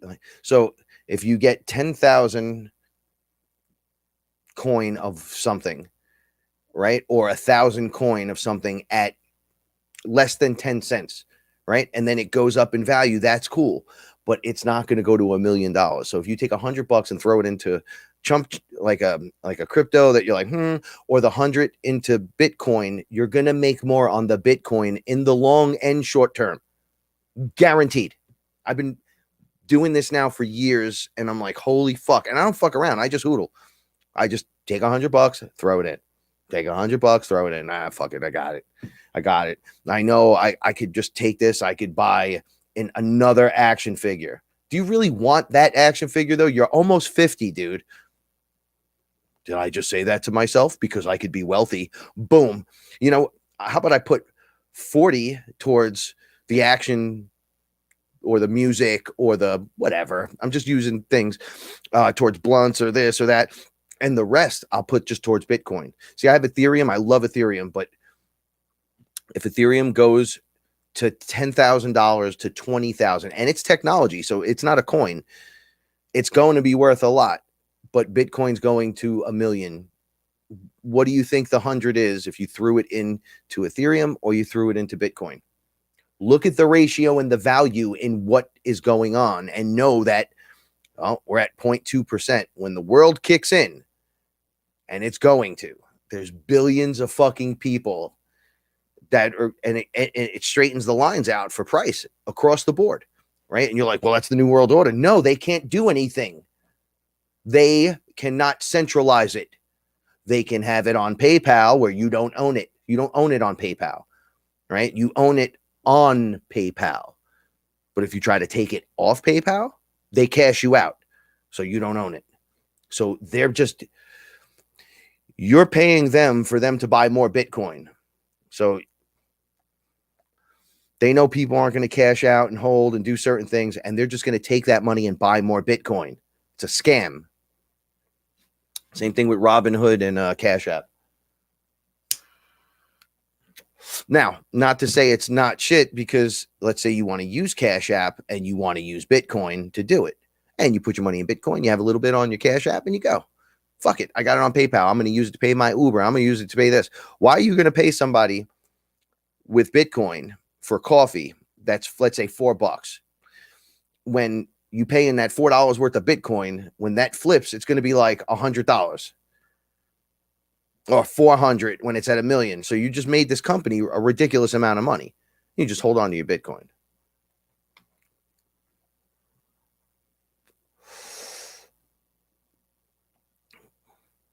Everyone that's watched this, that's talk shit, is eating turd right now. Everyone. And not me. Well, while everyone else is getting wealthy and you're having opportunities thrown at you. The beast system is the mark, and them locking you in to seeing every dollar and cent through getting under your skin with some kind of fucking injection and putting stuff in you and tracking you and tagging you. You can't do that with Bitcoin. Sorry, you beat. There's only so much you can do from being on the outside. You can't stop me transactioning. If I come to your house at a garage sale and I'm like, yo, I like that right there. I want that. I could just Bitcoin you right there. Nobody knows shit. There is a transaction, but you can't do nothing. There's no definition on it. There's no name. They're just looking. Oh, there was a transaction from here to here. Because it's none of your fucking business. Everyone that's still defending the system is defending the beast system. They're the technocratic takeover. They are the ones that are trying to put stuff in you, on you, attached to you. It's just not cool, man. This is like low tech. We're getting showered with low tech. iPads are fucking low tech. They are so far past that, and we get drips and drabs and bullshit. Now, okay, so I'll make more sense to you just easily, because I don't want you to miss out. All right, our parents and parents before our grandparents had the ability to get into stock market when it was AT&T was at $1. Was it 6 cents? This was a fucking penny. Let me get 3 Coke shares for whatever. And a lot of these people made a lot of money. You know, my grandfather and my grandmother were worth a lot of fucking money. They did it, man. They fucking came from down there and made it to there. Well, how did they do it? How did you do it, man? There was like fucking 8 people at one time living here, and you're just buying fucking food for everyone and whatever. You're like, you're on a butcher's salary and this and that. And it's like, well, we invested when we were younger. We bought Coca-Cola stocks and AT&T. Now, that was their version of this. And if you just held on, like when Google blew up, secretaries that had 30% in stock retired millionaires as soon as the stock was released. They just retired and were like, bro, we're rich. I don't want to be rich. I want to be wealthy. Rich, you could lose. We were rich today, we're poor tomorrow. You ain't losing wealth. Wealth makes wealth. So I've only watched my shit gain. It's not a lot. It's humble. But it's truth. When the proof is in the pudding. Paula did something like, and I'm going to use fake numbers, but she put in a certain amount back when it was like $1,000 and used it a sick amount of fucking times for medical, where you're like, oh, that's a lot of money. Oh, I have it though in Bitcoin. I can just cash out and do what I got to do and whatever. She did it multiple times and then checked and still had like you'd been like, oh shit, really? Bro, it's still going. And it's still going. So at 0.2%, it's still fucking going. Right? So if the economy crashes in any way, shape, or form, or the money dollar value goes a certain way, right straight down, which it's, I'm sorry for the economics class tonight, but when that occurs, Bitcoin is just going to be accepted. They're just going to go, we'll take Bitcoin, we'll take Litecoin, we'll take Ethereum. They'll take coins that they did, like, we'll take Dogecoin. Doge is shit. It's crap, cocky duty coin. This is why you got to watch playing those little cryptos. There's your storage of wealth and technology coins. And yeah, you could make money on penny stocks. And some of you are going to do that. But if you were to put 100 into pennies, thinking you're going to go to a 10, if this goes to $10, I'll be rich. Or you take 100 and put it into Bitcoin and you have a future. Right? I was telling my brother, when this is over, like, you can retire. You know that. And he's not even putting money into it. He's just watching. He's like, I'm not touching it just in case. I'm like, you should be just throwing $100 a month. I know some people that do $100 a week. They're like, oh, I got it. So I'm just taking it and throwing it. And I have to say $100 because $100 thrown into Bitcoin is worth so much more than $100 with being $100. Go take $100 and go to the grocery store and see what that gets you. And take $100 and put that shit into Bitcoin. Wait a couple of days and then go to the fucking supermarket with that money. That's all I'm saying. Where you're going to get a 30% fucking return in fucking 3 days. You know where? Drug deals. Oh, and they always go sour at that size, right? Bro, bricks of money and cocaine. Yeah. Is that what you really want to be involved with? Or some kind of scam scheme that doesn't ever really work out?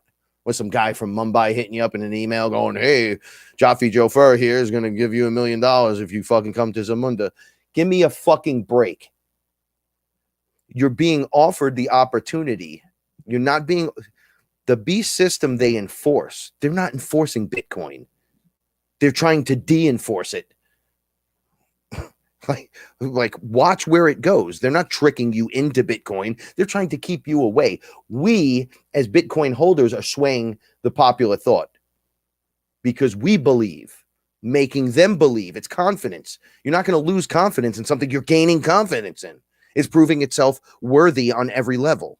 Storage of wealth. Well, I didn't even know I was going to get into this, and I really apologize for those that don't want to hear this. But, speaking Mongolian, that's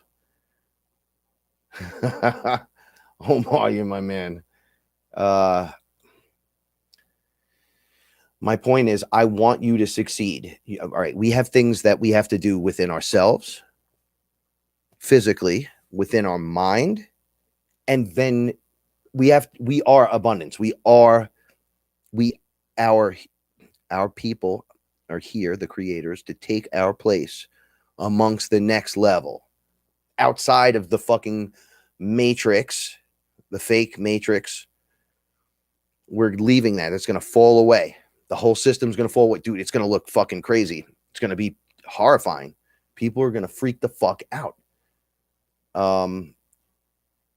And you have to just back up and just be like, what are they freaking out about? That's pretty interesting. It'll get you goad, but man, a little Lexi, I agree. I love physical silver.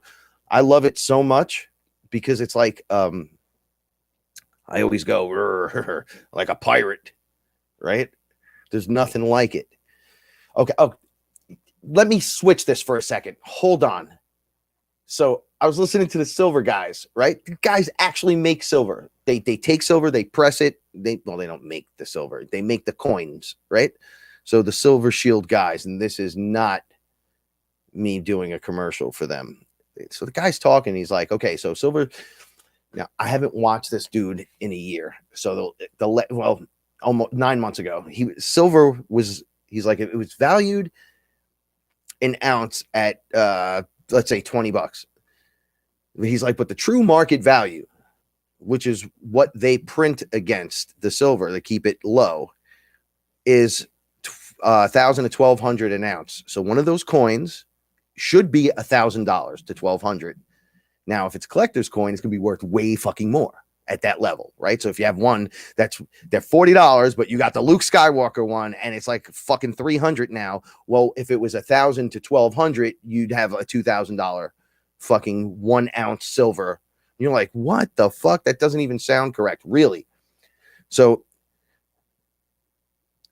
to get silver, you have to mine gold.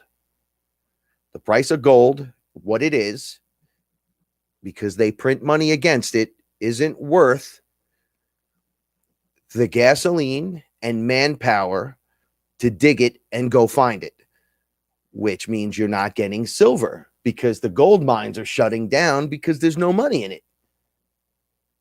But the true market value should be gigantic, which it should be great. You should just be digging.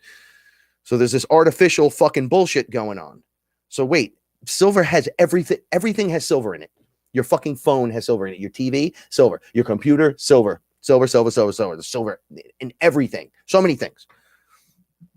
all this new tech and everything, it all needs silver, right? All your Tesla vehicles, all that shit, all your fucking cameras on the corners and all that, everything needs silver, right? And they downplay it. That's why they downplay it like that, right? That's why there was a problem with JP Morgan had a drop when they attacked the silver paper market, the shorts on the silver market. JP had to dump $1.5 billion in physical fucking silver. How many times do you think they're going to be able to do that while silver's not being mined anymore? You're not getting it. It's not, there's a finite amount.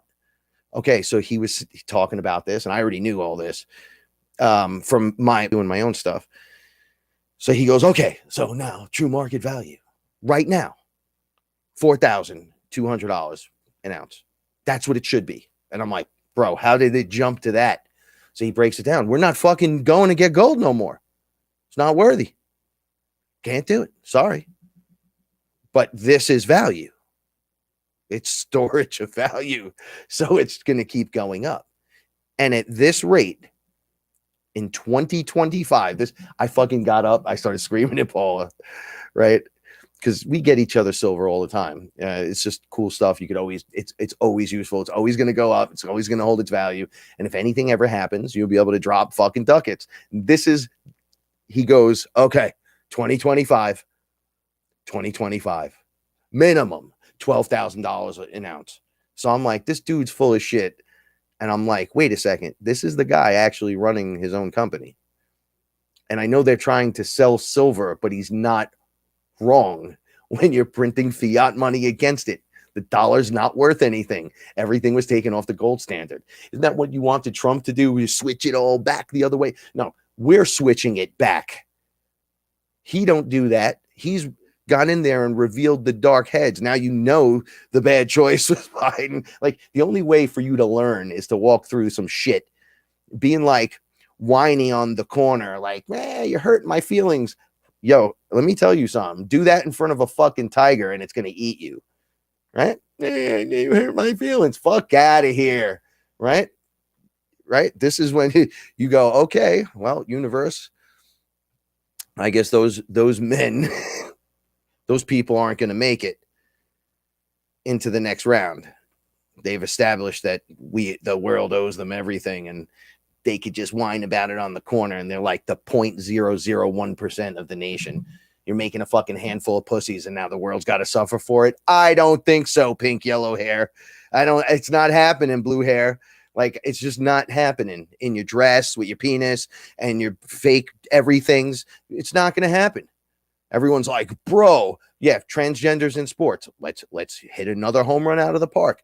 Yo, those are fucking men. So check it out. There's nothing special about you transitioning as a transgender person.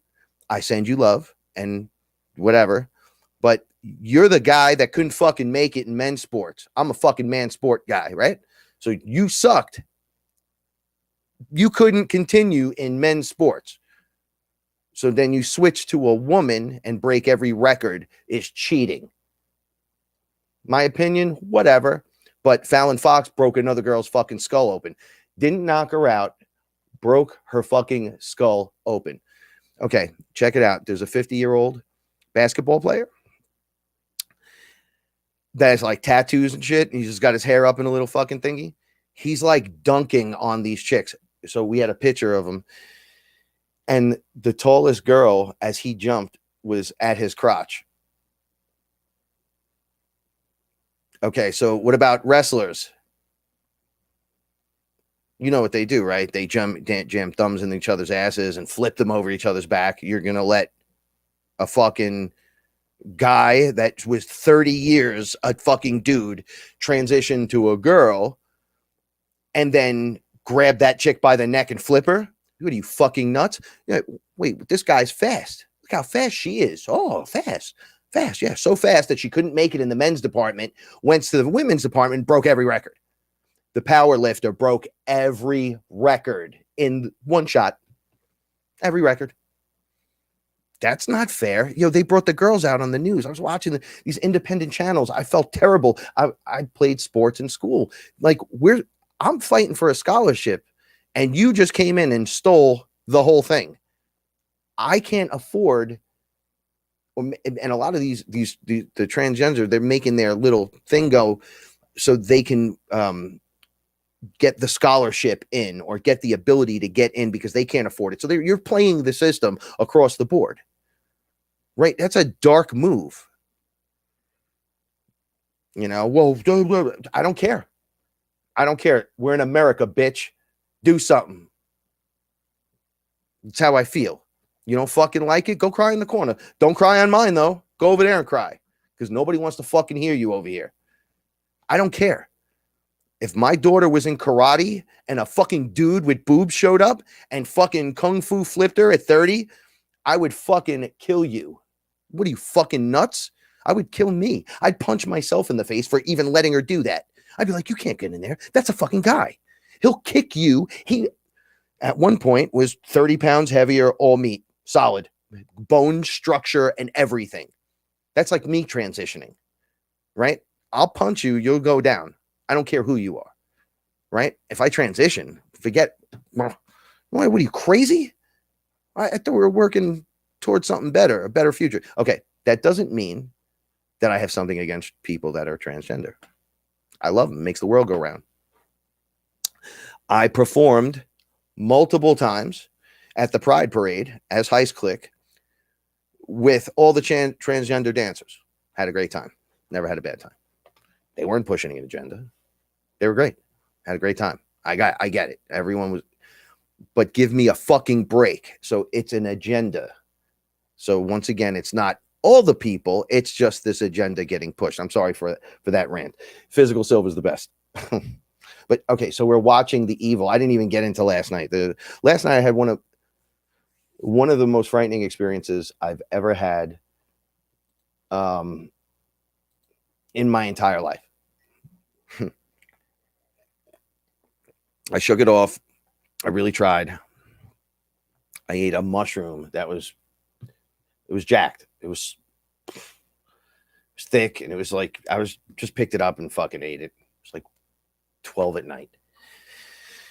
Within an hour, and I'm sorry for jumping. I'm just changing the topic now because I know that this is the stuff you want to hear. You don't want to hear a fucking economics breakdown. I just want everybody to be wealthy and go into their future, bright and cheery, knowing like it's not something you could lose overnight.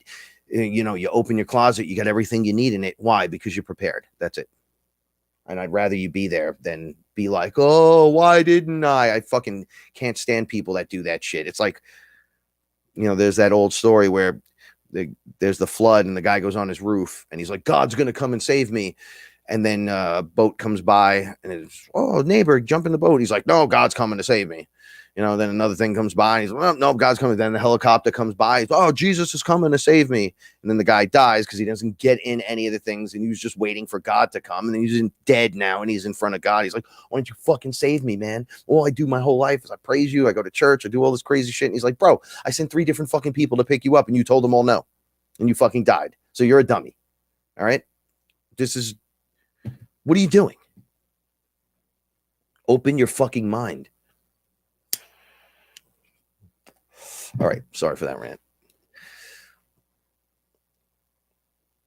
Okay. I'm going to say this right now. Okay. I'm not giving you financial advice on a level where you're like, bro, I'm going to put everything in crypto and then fucking make $1 billion. In my portfolio, it's a high percentage, but it's not everything. So I measure it like a 33% cash, bank, crypto. Cash and bank create silver for me.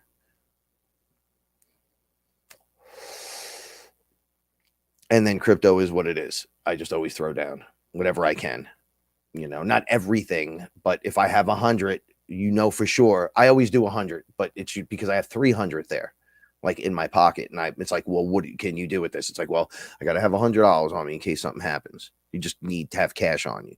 But this 100 is guaranteed dedicated to that. Right now, if you're talking about thousands, let's say it's like 20,000, but that's all the money you have. I wouldn't do that.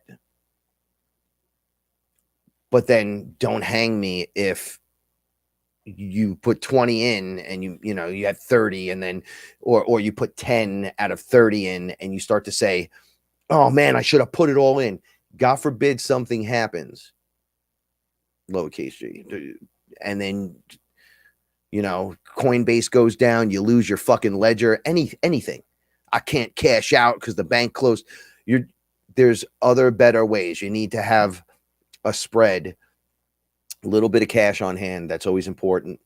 I don't even want to use gold anymore. Silver in denominations. I have silver in small denominations too. You could flick a nickel of it and be like, yo, get the fuck out of here. But that nickel's worth will be $100. So depending on how bad the cash problem gets, when you have a wheelbarrow of cash and can't buy bread, your fucking silver, you can go to the store at like 2 ounces and fucking buy, your fucking, you and your neighbor fucking a ridiculous month's worth of food, just with the coin. Like I was telling Paula this, right? So how much is a down payment on a house? Let's use, because here in New York, the houses are $300,000, $400,000, $500,000. I don't have that kind of money, right? But let's say $300,000. You need like, I don't know. Somebody throw up a number. Is it like 30,000, 80,000? I don't know. Is it under $100,000? Because at $12,000 an ounce of silver, how many ounces? 1 ounce of silver, one coin at $12,000. How many of those do I need to put down on a fucking house if the market crashes? 20, 10. What's my monthly bills? I could use one and it'll last 3 months, 4 months at that rate, because they'll take it because the money won't be able to work shit. There'll be new kinds of dealings. You'll get what you need. People are like, I'm in New York, so a gun isn't really an option. Can't have certain things in here. And so you're like, yeah, whatever, what the fuck? It doesn't mean you shouldn't have them. It's just, it is what it is. Guns, ammunition, storable food, fresh water, and you'll be good. It's not going to, anything that goes down ain't going to last more than a month. But a month is a fucking long time,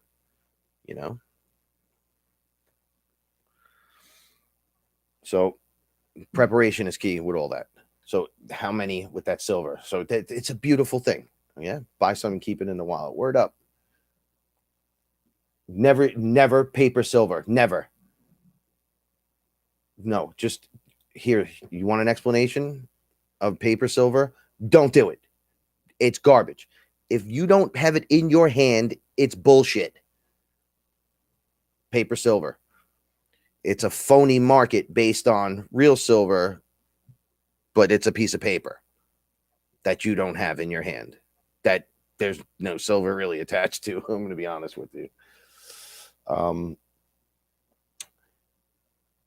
Naturally, like Lexi's saying right here, looking into purchasing nobium. I guess it's a metal that has antibacterial properties. Grow tooth enamel. See, this is future. This is okay. One of my buddies was talking about one of my fearless family was like, oh, I saw this ad for future tech from this company. So I invested in it. I bought stock in it because I'm like, yo, this stuff is cool. That was the only reason. The stock went outrageous. Like, you're good forever. See you. It's just gonna keep going. Technologies of certain kinds are just good fucking deals. I believe in it. It grows back teeth. Guess what? I could use that. Right? I got a mouthful of silver. I'm like Dr. fucking Teeth from Electric Mayhem. Right? Never buy paper metals. So this was a joke I was making. What's going on, Melinda? I was making a joke that I have the Avengers coins, the silver coins, and I love them. I have all different kinds, but I have the Avengers, all the Marvel characters, right? So I was making a joke She's like, well, what are you doing? You're getting like a couple of each. I go, right, because there's going to be a point in time where this is really going to be worth a lot. And then I'll take one of each character and they're going to save the day. I'm like, Avengers Assemble, buy the house. Wait, what? You buy the house. I still have a bucket of this shit. Buy the fucking house.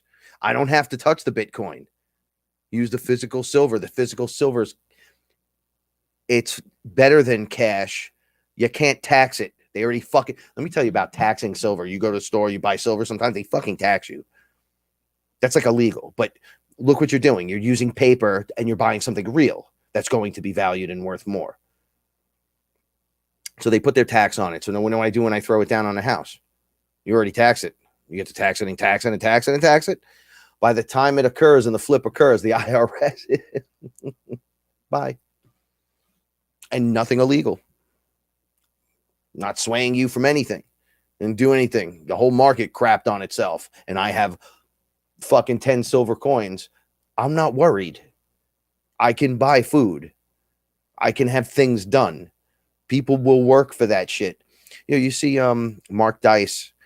I don't even like him, but he's like out in California and he's running around and he's like, look, I got this Snickers bar, right? And I got this 1 ounce of silver. Okay. Listen, I'm going to ask you a question and then you pick which one you want. And people take the Snickers bar. And he's like, okay, this is a storage of value. And this is a Snickers bar. Which do you, and they fucking take the fucking chocolate. And I'm like, I would just stand there taking the silver all day. Bong, bong, bong. But it shows you, he talks to like 100 fucking people. Like 2 people take the silver. He's like almost forcing it on them. I don't want that shit. The fuck you don't want it. Right? I was telling my brother, well, the silver I bought you that has like the action figures, because he's Red Cup Review. Check him out, Rob Banks and the Red Cup Review. He does action figure reviews and stuff, statue reviews. And I said to him, I buy him like a Batman coin or a Ghostbuster coin to go with the action figures, like the little 3 set thing. It's always cute, but it's been going up. And he's like, oh my God, dude. I'm like, yeah, I told you that. I fucking told you that when I bought some for the kids, for this. Here's something. Hold it. Put it in your hand. Put it in your pocket. Sergio Garcia, my man, taught me this. He came to my house. He put it in my hand. He said, you touch it, spin it, feel it. It feels good. It's heavy. It makes you feel right. What does it feel like? I go, it feels great. And that's what I'm saying. It's real. It's in your fucking hand. Everything else is fucking fake. But this will work every fucking time. Okay? All you have to do is lose confidence in this, and this shit goes. It just goes. There's nothing else you have to do with it. So do yourself a good thing and do yourself a favor, right? Because you'll want a house. And what if the housing market crashes, the dollar crashes, and you have silver and Bitcoin, and it goes through the fucking roof? And I mean, you'll be instant position. I was making a joke to my mother. I was like, what happens if like everyone on the block had a little bit of Bitcoin, right? And everyone decided to like get together and buy their own community. Like this becomes a community right here. When the shit hits the fan and it all goes down, you just make it a beautiful community. Now everyone's bills get paid. Everything it's just paid off. Done. Because you got it like that. But a couple of people. So it's not like, oh, I'll rely on Frank. No, everyone's got a little bit, and that little bit becomes a lot of bit. I know it sounds extravagant and ridiculous, but man, if I threw $1,000 into AT&T in the 19 whatevers when it came out, or in $1,000 into Google, I wouldn't even be talking to you right now. If I was, I'd be talking to you from a fucking beach somewhere in a giant fucking weirdo spot with fucking, you'd see big fucking tiger, lion, cats around me. I'd be like, yo, this is Frank Castle coming live from the fucking pit. Which one of you motherfuckers is coming? Like, it'd be a complete different character. You'd be like, whoa. I'd be helping every animal I can.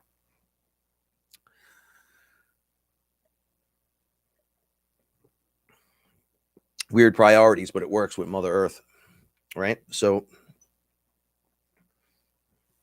yeah, exactly. Exactly.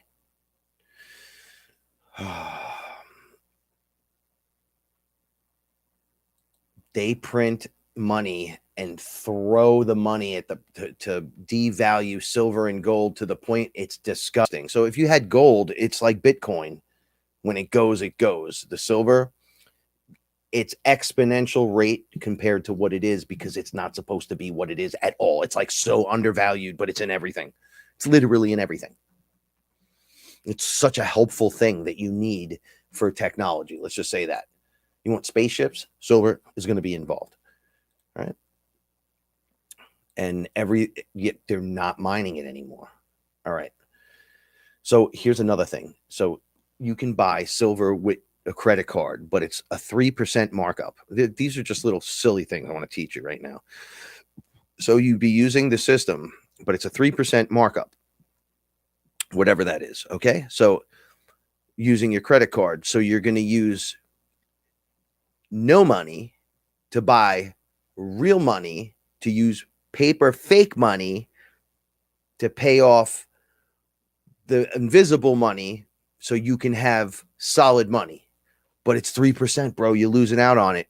If it goes to $1,000, do you cheap prick? Does it really?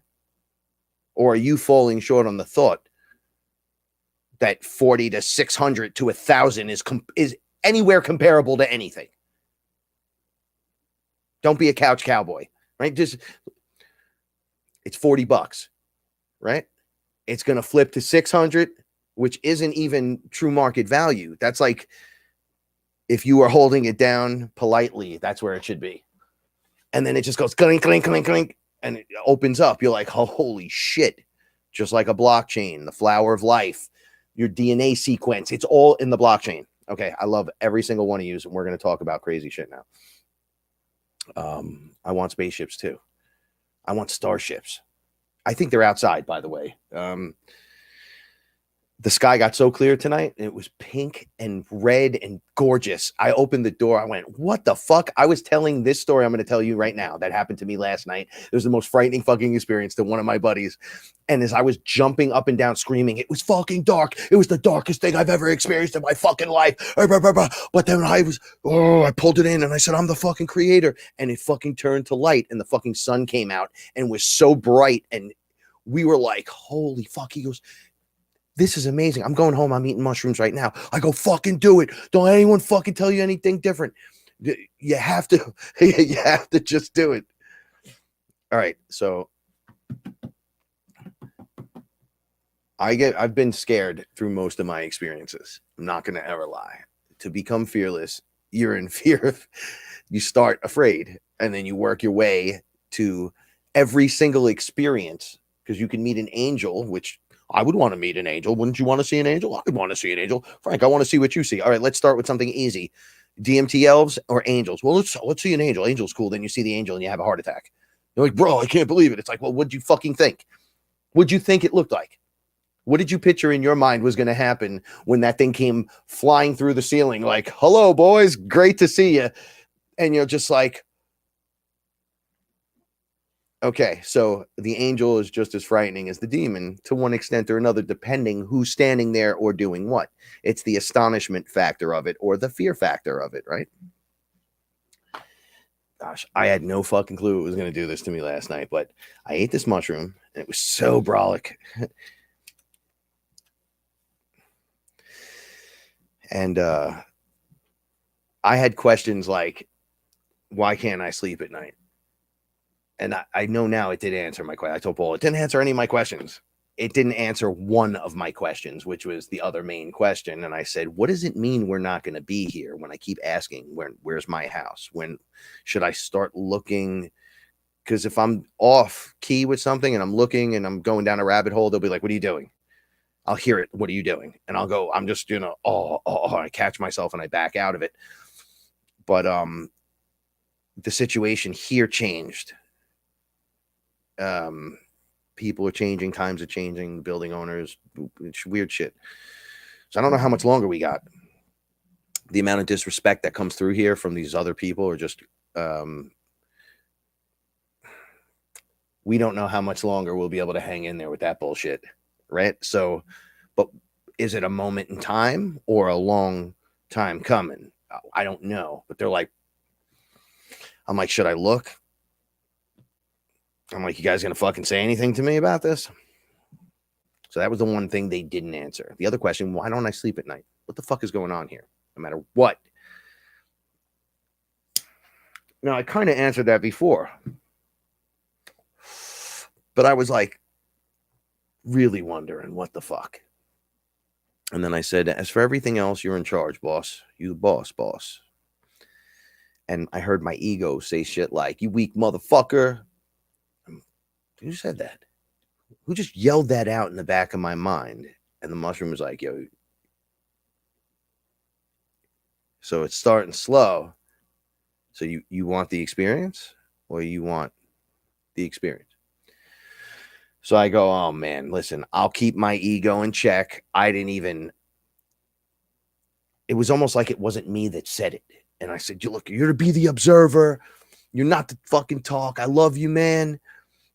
But this is on the inside. I love you, but you need to shut your you're not allowed to talk. I'm in command. I command this to occur. Here we go back to the command prompts. When you say it, it sounds weird, right? But you're commanding and demanding on stuff that's you. So fuck it. What's wrong with it? Because when you hear about like King Solomon commanded the demon into the ring, and when you see that in a movie or something, and they try to play that out for you, you see a dude in the circle, and he's like, I command thee, demon, get in the fucking flask. And you're just like, yo, that worked. But if you just get in the flask, the demon's going to punch you in the face. But when you go, I command thee, blah, blah, blah, as the creator with the blah, blah, blah, blah, while standing in the fucking thing with the magic, and then boom, you got no choice, bitch. I'm the creator, bitch. This is how this works here. And you're like, whoa. So the command prompt.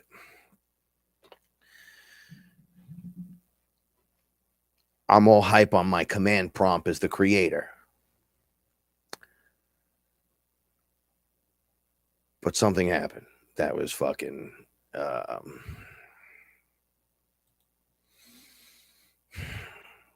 right.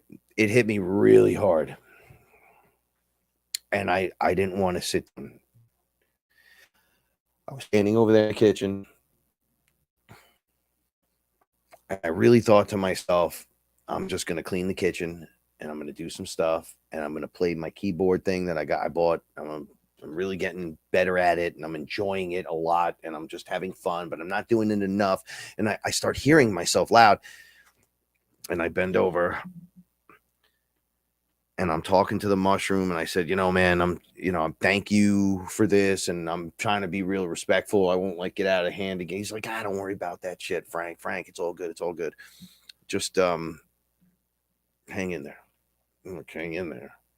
And I can't get up. I can't pick my body up. So I'm like, what the fuck's going on?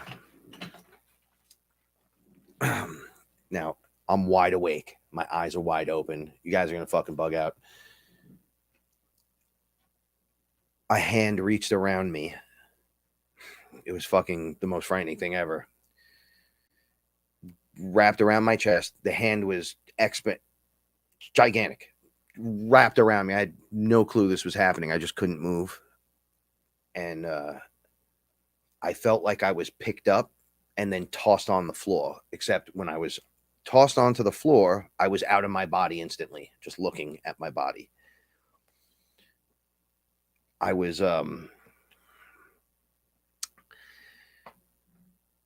got an action figure right here. I was like this, picked up. Whatever this guy did pushed me forward and it opened the back of my neck like a Pez dispenser. Crack. And then threw me down. And I was out of my body like, oh, what the fuck? What has just happened here? And I've talked about the dollhouse effect before where they look like they're looking in from the roof. Like they just pull the roof off and look in. Like it just disappears and there's these giant beings just standing there looking at you. Very much it reminded me of God, this was so frightening. It reminded me of the gods in the first Clash of the Titans movie in the 80s. They were actually able to pick up the chess piece and move it, and then that character would like fall asleep and wake up and be somewhere else. It was almost like they had a hand in moving you and getting you to do certain things because you were on the chessboard. So because you were that character, they were going to move you in a position to do different things. But they would literally, when they grab the actual chess piece, it's you.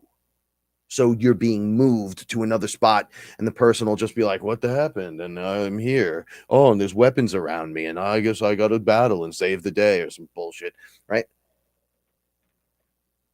I saw inside of me, where's that character?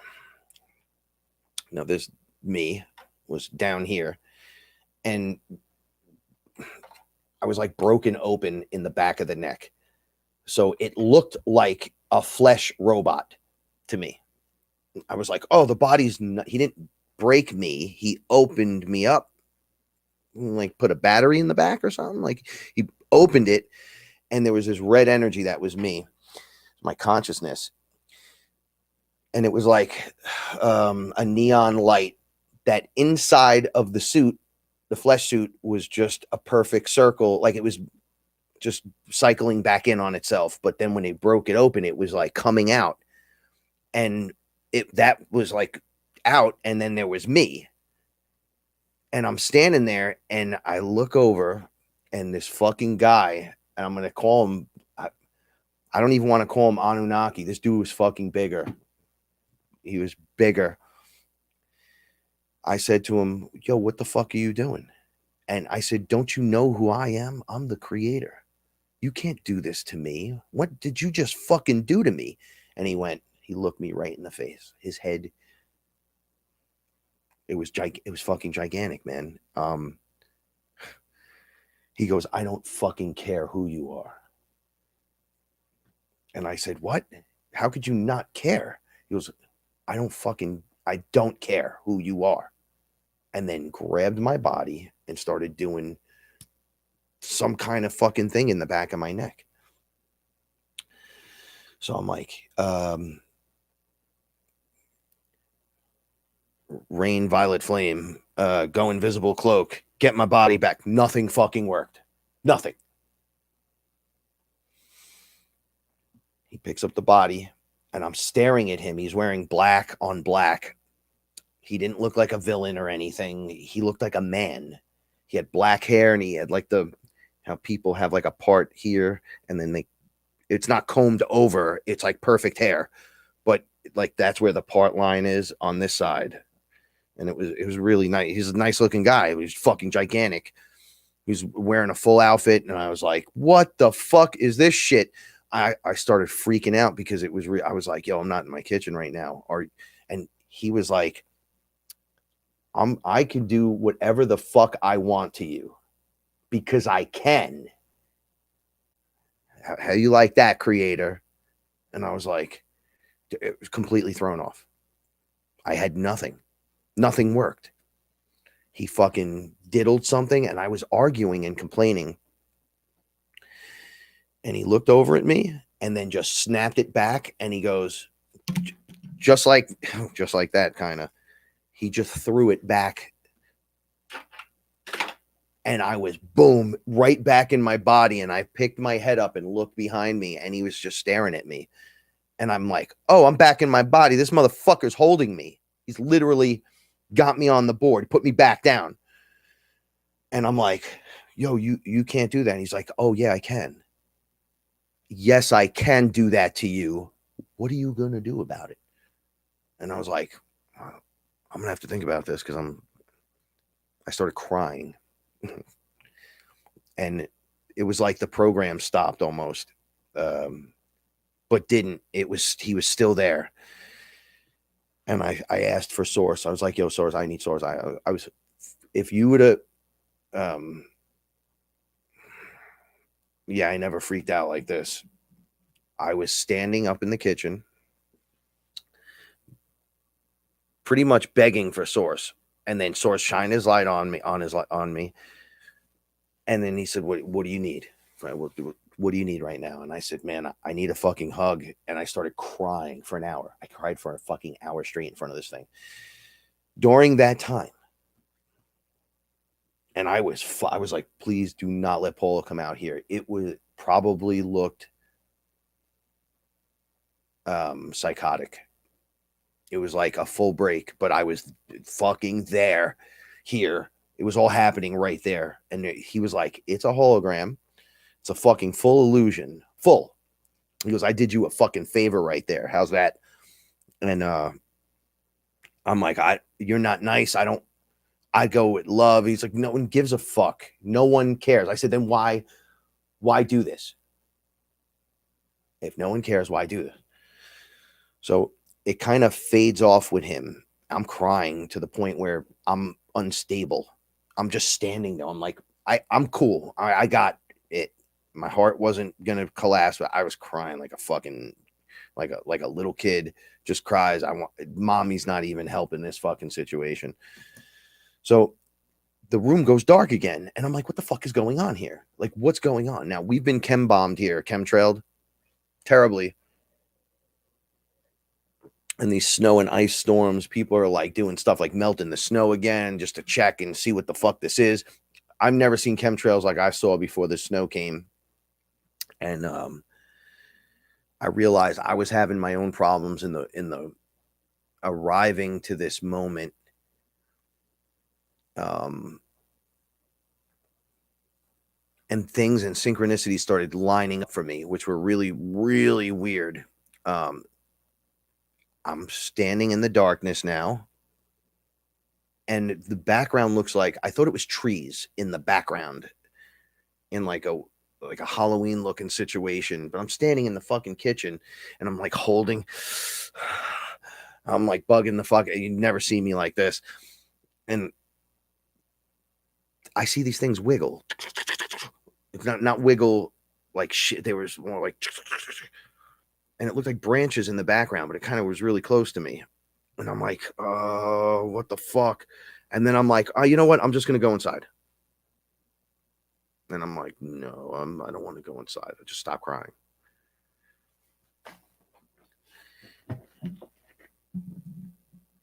Now I'm listening. They told me when this first started, my experience, put something on. And during the experience, I was like, I want music. And they were like, nah, just put something else on. So I randomly flipped through my playlist and just pressed a button. And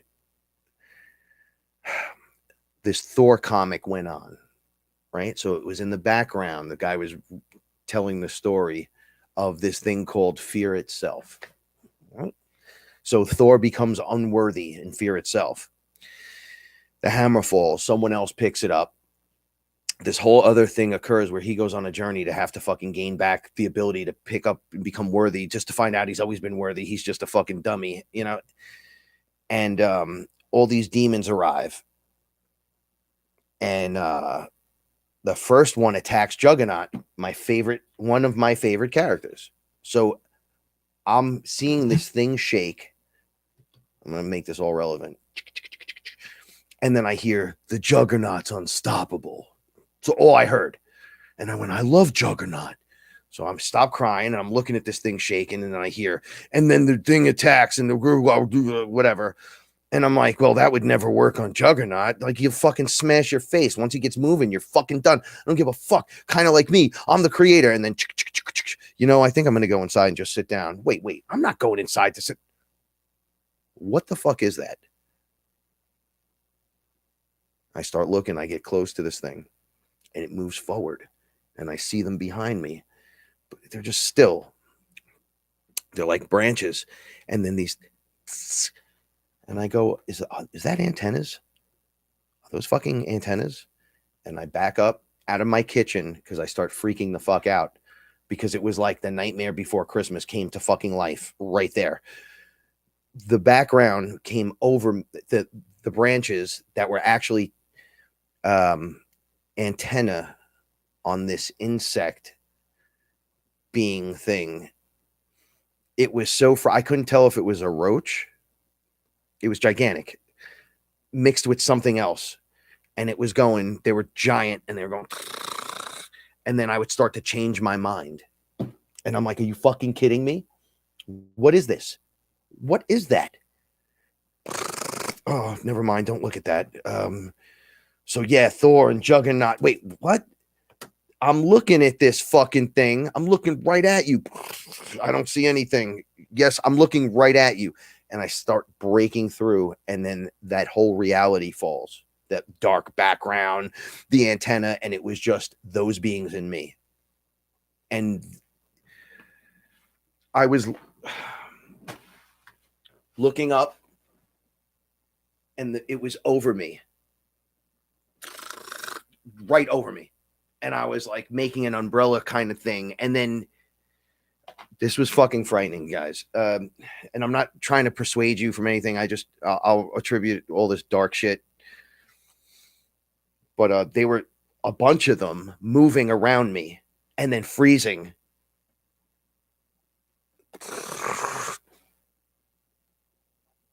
And then switching. I would turn, and there's another one right here, but they were like over me. And I'm like, they're trying to control me from this layer. And they're aware that I'm breaking through. So the longer I dealt with this, I started to realize, I said, come on, Mushroom, what the fuck? I quit smoking for this shit. I need a fucking cigarette. I was losing my mind. I was staring at this thing like it had me and then didn't have me and then had me. It was like a mind game of who was stronger, but I'm playing with something that could eat me easily. This shit freaked me out on a level that I was not prepared for in any way. I've been through an abduction scenario.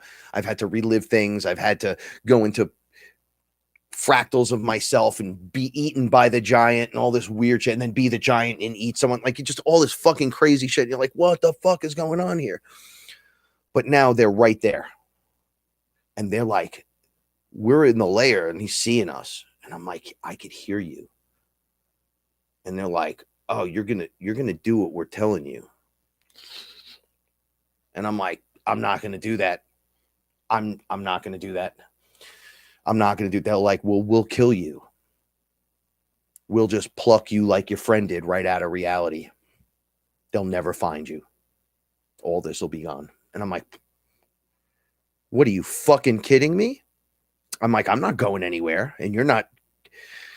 So the mushroom's like, if this thing comes at you, get out, bounce. So I'm going, what do you fucking mean, bounce? Where am I going? It goes, if he tries to grab you, leave. I'm like, I don't like this anymore. This is some fucking bullshit. So I back up a little bit. The mind games gotta keep going. And I swear to fucking Christ, my cat, he fucking looks at me and then looks over. This is Reggie. So Reggie's been with me for a month straight. Every day she just fucking hangs out with me, hangs out. She doesn't really go outside anymore. I'm like, holy shit, Reggie's fucking like become a homeboy, right? She looks at me, and then you know what I'm talking about, cat owners. And then they go,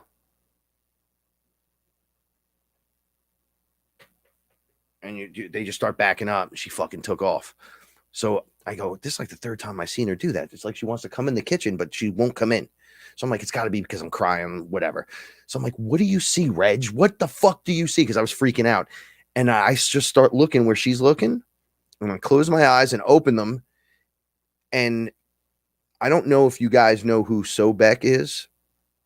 The crocodile man being. I've seen him in Egyptian stuff. But he was standing right there. And I went, I'm done with this tonight. What the fuck are you doing here now? And it was like, you know who this guy is. I'm like, well, they're all alligator, crocodile men, whatever. This thing was huge, fucking huge, just as big as any of the dog man or the bird man or this, that. It was standing right there. Just see its skin bumpy and fucking sharp. Looked right at me. I said, oh, you have to get out of my house, whether you're inside of me or outside. I couldn't tell the difference anymore. You have to leave right now. Like, you're out. And I try to push, squeeze, scream, yell. Nothing worked. I'm like, nothing's working. Nothing wants to work. What the fuck do I do? And what's the purpose of all this? They're like, Mushroom said this to me. Sometimes, out of all the missing people and the weird shit, this is what's happening. Literally. they could reach in and grab you and pull you out and then put you back. See, Paul is like, they're just interfering. But they were flesh, touchy. The mushroom said to me, I'm going to show you something one more time for the night. And that's it for now. And I'm like, it gets really dark again. And I go, what? It was like everything got purpley dark. And I'm like, okay, well, we got this thing just walked out of my space, not like walked out of my apartment, like your physical space and your etheric space. It was in it. And I'm like, you're not supposed to be here. Like, you're not, how do you get in here? I got shields and invisibility and all this. They're like, that shit don't fucking work on me. None of this works. You're going to light sage if a tiger comes in here to eat you. You think that's going to save you, motherfucker? I'm like, oh, it's like that. And they're like, oh yeah, it's like that.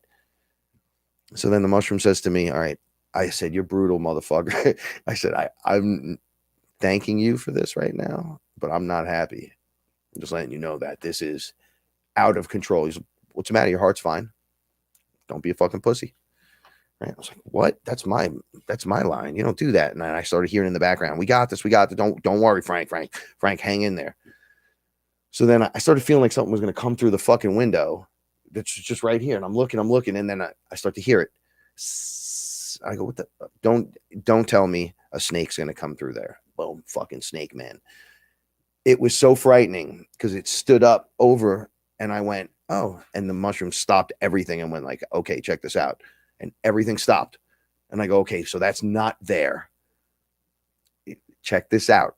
You see this thing? If it gets in a room with you, you get the fuck out of the room immediately. Just leave. You don't want that in the room physically. Like if it's moving things and grabbing shit, leave immediately. If it's etheric, you can kind of do some stuff. You're, as a human, even as the creator, you're like a little pink niblet for these things. They're physical beings. They can fuck you up. Don't call to them. Don't fuck with them. Don't bring them in because they can do that. And I'm like, they're like, they have skin and blood and bone like you do. All of those things that you witnessed tonight.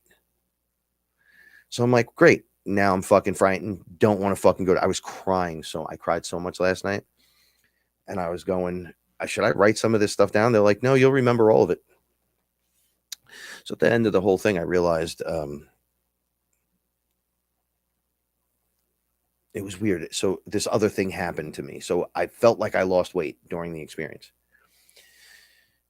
to where my stomach's not sticking out. Like I'm physically looking like I'm losing weight. And it's only been a week. But they said to me, I had like weird, my shoulder, my neck. I think I need to start doing sit-ups or something. I'm getting doughy in the middle, which causes a whole, I've never been like this. So I got to tighten everything back up. And I said, I got to do this. I got to do this. Oh my gosh, I got to do this. And the mushroom was like, don't worry about it.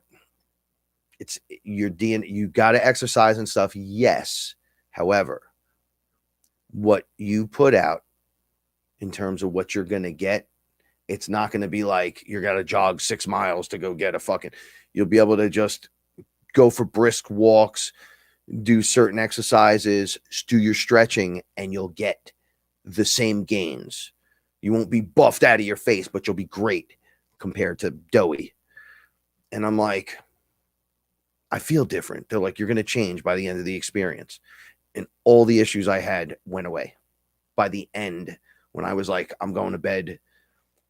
And then when I laid with Paula, there was, it almost felt like they were trying to attack me. This is why I don't sleep at night. Like the attacks are still coming at points. And they're like, you sleep sometimes, but then there's like these little strips of 2 weeks where you don't. And they're like, why is that? I'm looking at why. I'm literally laying in bed holding Paula. And the only thing that makes me feel safe is just holding her, because I'm like, you ain't taking me away from her. Because they were saying shit like, that big guy was like, I'll just take you and pluck you right out of your space, put you down over here, fuck out of here. And I'm like, you go psycho because you didn't even know one thing existed. And now you have a dude picking you up and moving you into a new reality, which is above your reality. So he can see everything that's going on. You can't see shit with him, but now he plucked you out of yours into his. And they said a small percentage, small, not large, of people that go missing, that kind of shit happens to. They were talking about the Bermuda Triangle, that people get stuck in some kind of vortex or time loop. They'll go into the vortex and get stuck in a time loop, and it's almost like the plane flew in, and then the experience that lasts like 5 minutes long, from them knowing something's wrong and then them just disappearing into the spot, loops over and over and over and over and over and over. So they're constantly in that loop inside of this space in the vortex. And I'm like, that makes no sense. And then they're like, not from over here, look up here. And then you look, and I'm like, oh, they're stuck in a fucking whirlpool, and physically and etherically in this place, looping, where we get stuck in loops here, and we talk about loops and cycles and how they reveal themselves. They're in a physical one that they're not aware that they're stuck in. So they just relive the same 5 minutes over and over and over. And so I'm like, well, someone's got to go in there and stop that. And they're like, no, it'll play out. The hologram will make a reconnection. They actually, you would think that they wouldn't want that experience, but they all contracted that. So what we're thinking of, well, they're trapped in time for 100,000 fucking years. To them, it's moments. They don't even know. They're just looping in this thing. And even eventually, if they know, by the time they start figuring it out and everything, it breaks the loop and breaks the cycle. But then what happens? Well, most of the time they die and move into the next position. You die. You lose your shit because you can't exist there. You're not even supposed to be there to begin with like that. And I'm like, that's fucking crazy. They're like, well, you don't just walk out of a portal onto Mars without a spacesuit on. Even if you could make portals and walk through. If you did that and walked onto the moon, there was no atmosphere. You're a dick. You just walked right out the fucking front door without checking if there were steps, and you just fell to your death. And I'm like, that totally makes fucking sense. They're like, you're goddamn right, because you guys make fucking portals and shit. So you better watch for that, because things happen. And I'm like, so basically the moral of the story is be careful what you fucking do, because this shit's real on all these layers. However, no one answered my question then. What's the point of all this? I'm here to anchor the light. I moved through this, guys. I was afraid and knew I was scared. Frightened to my fucking core, man. I don't frighten. But I do. And I was like, yo, what the fucking craziest thing I've ever seen ever. I can't take another one. And they're like, bang, brutal. Here's another one. And I'm here with the knowledge and the know-how. Look them directly in the fucking face. Cried it out, man. I cried it out. And that doesn't mean y'all need to go see bad shit. It's not my point. Here's my point. They were fucking making their chess move last night in the last few days. They've been making their move against the light. So the mushroom says to me, they're fighting for existence. You're here forever. No matter what happens to Frank's physical form, he die, burn, blow up, whatever, fuck. He's gone, right? But you are still there. And I'm like, yeah, I'm the infinite guy. They're like, right. They're not. If they lose this, they're gone. Cycled back into the system. You can get recycled and pumped back in, but you're still you. Your source. They get fucking done. Recycled, whoever's playing them's out, right? And that character's gone. To see you, right? You take the demon, you transmute it comes back as a flower. You're not a demon anymore. You're part of the system's energy that does other stuff, part of the holographic reality, right? So you're in the false matrix here. You can't see shit. Step out of that. There's the hologram, and inside the hologram, where everything exists, you have multiple realities and holograms and shit where people can just reach in and grab you, because size and time and distance and space, none of that shit matters. So there are dudes at that level that can just do those things. I'm like, well, that's fucking frightening. They're like, don't call them in. I'm like, I don't call them in. They're like, dude, you were just watching Predator. Literally, it was so brutal with me. It's like, I watched the intro to this movie, and the predators take a human and inject it with predator DNA, and it morphs them into a predator. Then he starts kicking their ass and jumps into a ship and bounces and goes to Earth. So this is in 2 minutes of the beginning. And then he gets out, he's being chased, and he comes through a portal that's a hexagram. It boom, looks like the honeycomb thing. He flies through it. Then they send a monster, like a predator hunter, after him. So it's like this big 11-foot motherfucker.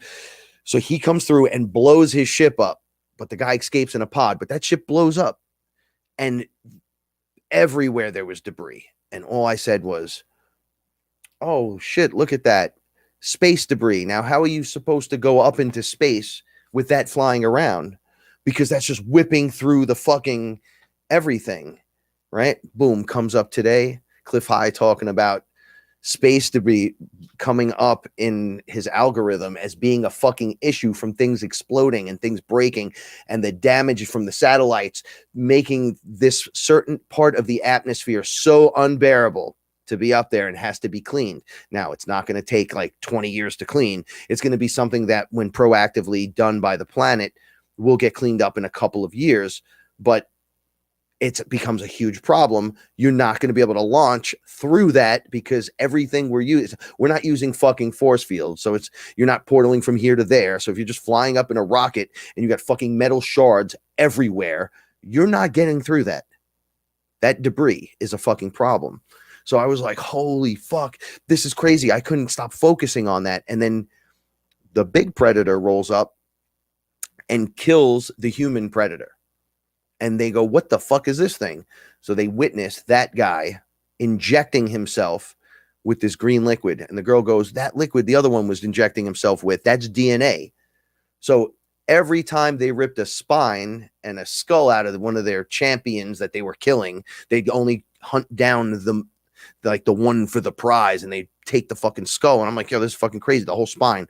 Well, what they were doing was not only cleaning the skull and putting it on the wall with the spine, they were taking the juices and mixing them in this chemical. And then, because that was the warrior from the planet that was awesome that they murdered, they would then merge with that DNA and then become more of a master hunter on your planet.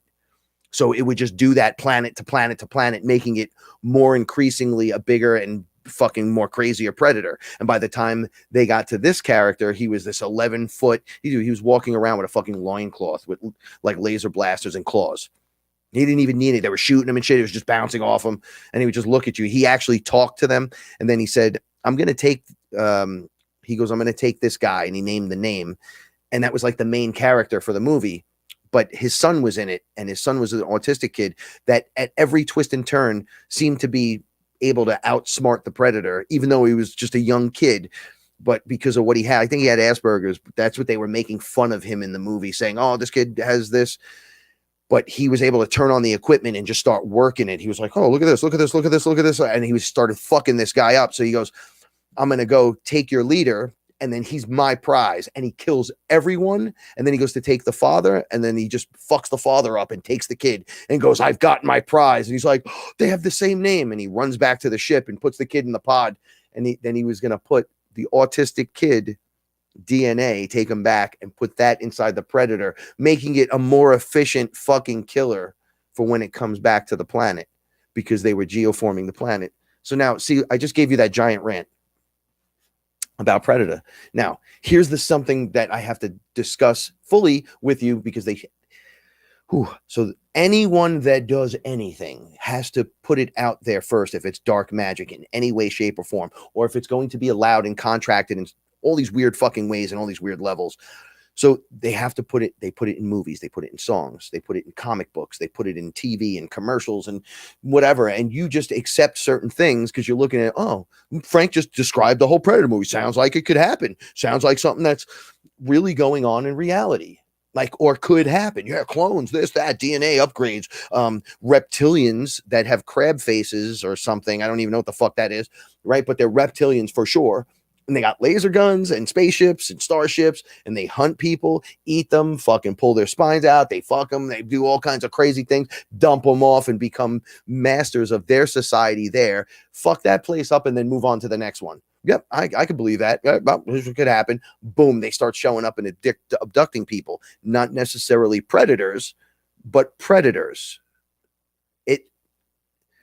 Your acceptance of it is what allows it to occur. So they have to tell you, and then it occurs as soon as you agree to it.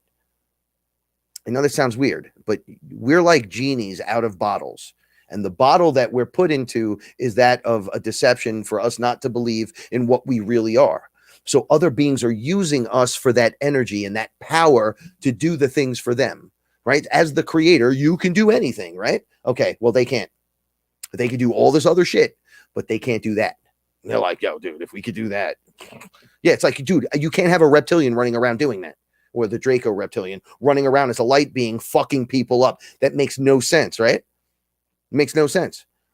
But they want to imprint that on themselves and be the dominating species. They don't realize down the future line that just completely distorts you into good. You don't get to do the light body and be bad. That would make no sense. That'd be like the ultimate evil, being the ultimate, having the power of the ultimate good guy, but goes completely evil. We already have that character. It's the opposite on the fucking spectrum. I know this is so weird. It is so fucking weird. And then it goes back to what we were talking about earlier, the choice. 3D, 5D, yes, no, Coke, Pepsi, negative, positive, east, west. It's never north, south. It's east, west. So like a car battery, positive, negative charge.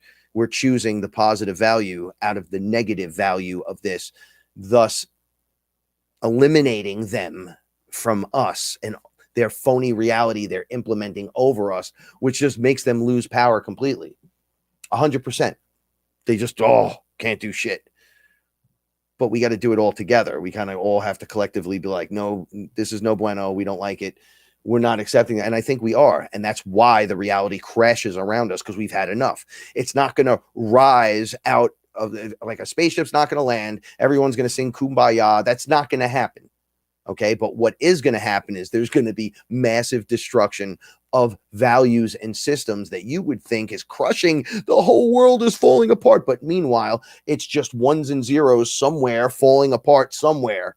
Systems that didn't work to begin with, that you thought worked because you came born into a system that you think it's going to work because that's what we work with. That's what we got, right? That's the best we got. We're the best on the planet. Remember, there's always better. There's always more. Okay. When you get comfortable, you a soft motherfucker. I'm going to tell you right now, your comfort level defines how soft you are, right? Be careful, mama. If you're a little entitled prick and you're a soft little bitch, we got to walk you through this like a little baby, right? You got to lose that. This is what we go back to a few weeks ago when I did the show about rites and rituals. Like you're right as a man to go through some kind of ritual that makes you understand, like an ayahuasca ceremony at a young age. They used to put people out in the fields and they would take, here's a spear, go drink from the bladder of acacia over there. Don't come back without a fucking lion. He's like, but I'm 12. The kid doesn't say, but I'm 12. He's like, oh, I'm going to be fucking down with my ancestors. He goes out, he drinks a ridiculous amount of acacia out of the bladder on the tree out there. They close the gate. That kid comes back without a lion. He's dead. They don't let him back in. They fucking stab him, set him on fire. If he's not worthy, throw him in the ditch. When he comes back with that lion, he's a fucking warrior. He's 12. Right? We don't have anything like that. But that ritual also shows, like, when you do, not specifically that one, but there's other ones where you go through the ritual and the rite to have the experience, to have like the plant medicine, because you're born into a situation, you don't know what the fuck's going on here. But the plant medicine will help you understand it, help you understand as a man. See, I'm a dude, so I'll talk from my perspective, like how to be a better man so you can let the sacred feminine grow. See, it's not my job to control my woman, right? She's with me because she loves me. It's not my job to control her. She wants to see me succeed and grow. It's all she's ever wanted. She does. She fucking applauds me. I told her, we don't have anyone applauding us. We applaud each other. You did great today. That was a great job. I'm fucking proud of you. That's amazing. Look what you did. We do go back and forth with each other constantly. What a fucking excellent thing you did there. That's really cool. Let me see that. Oh, I didn't like that, but I did like that. And I saw this. And then we decide to do that and go epic with it. We have chosen to lift out of this and lift into the new thing. And the rites and the passage, the rite of passage allows you to understand what that is, who that is. She's a woman. What is a woman? To me, I'm a man. Hey, I'm a man. Hey, oh, you can get me a cup of coffee. You can make me some food. Or you can make me a sandwich. If you're doing that shit still, there's a problem. Where did you learn that? Married with children? What? I don't know. It was a TV shows. Was it your grandfather? Was it your mother? Like, who was it? What did you watch that projected this on you? Because that's your rite and ritual that you went through. You didn't go have the Aya experience. You didn't understand what sacred feminine was. No one told you what sacred masculine is, how to act, how you're not supposed to go to your woman. You don't do that to mother.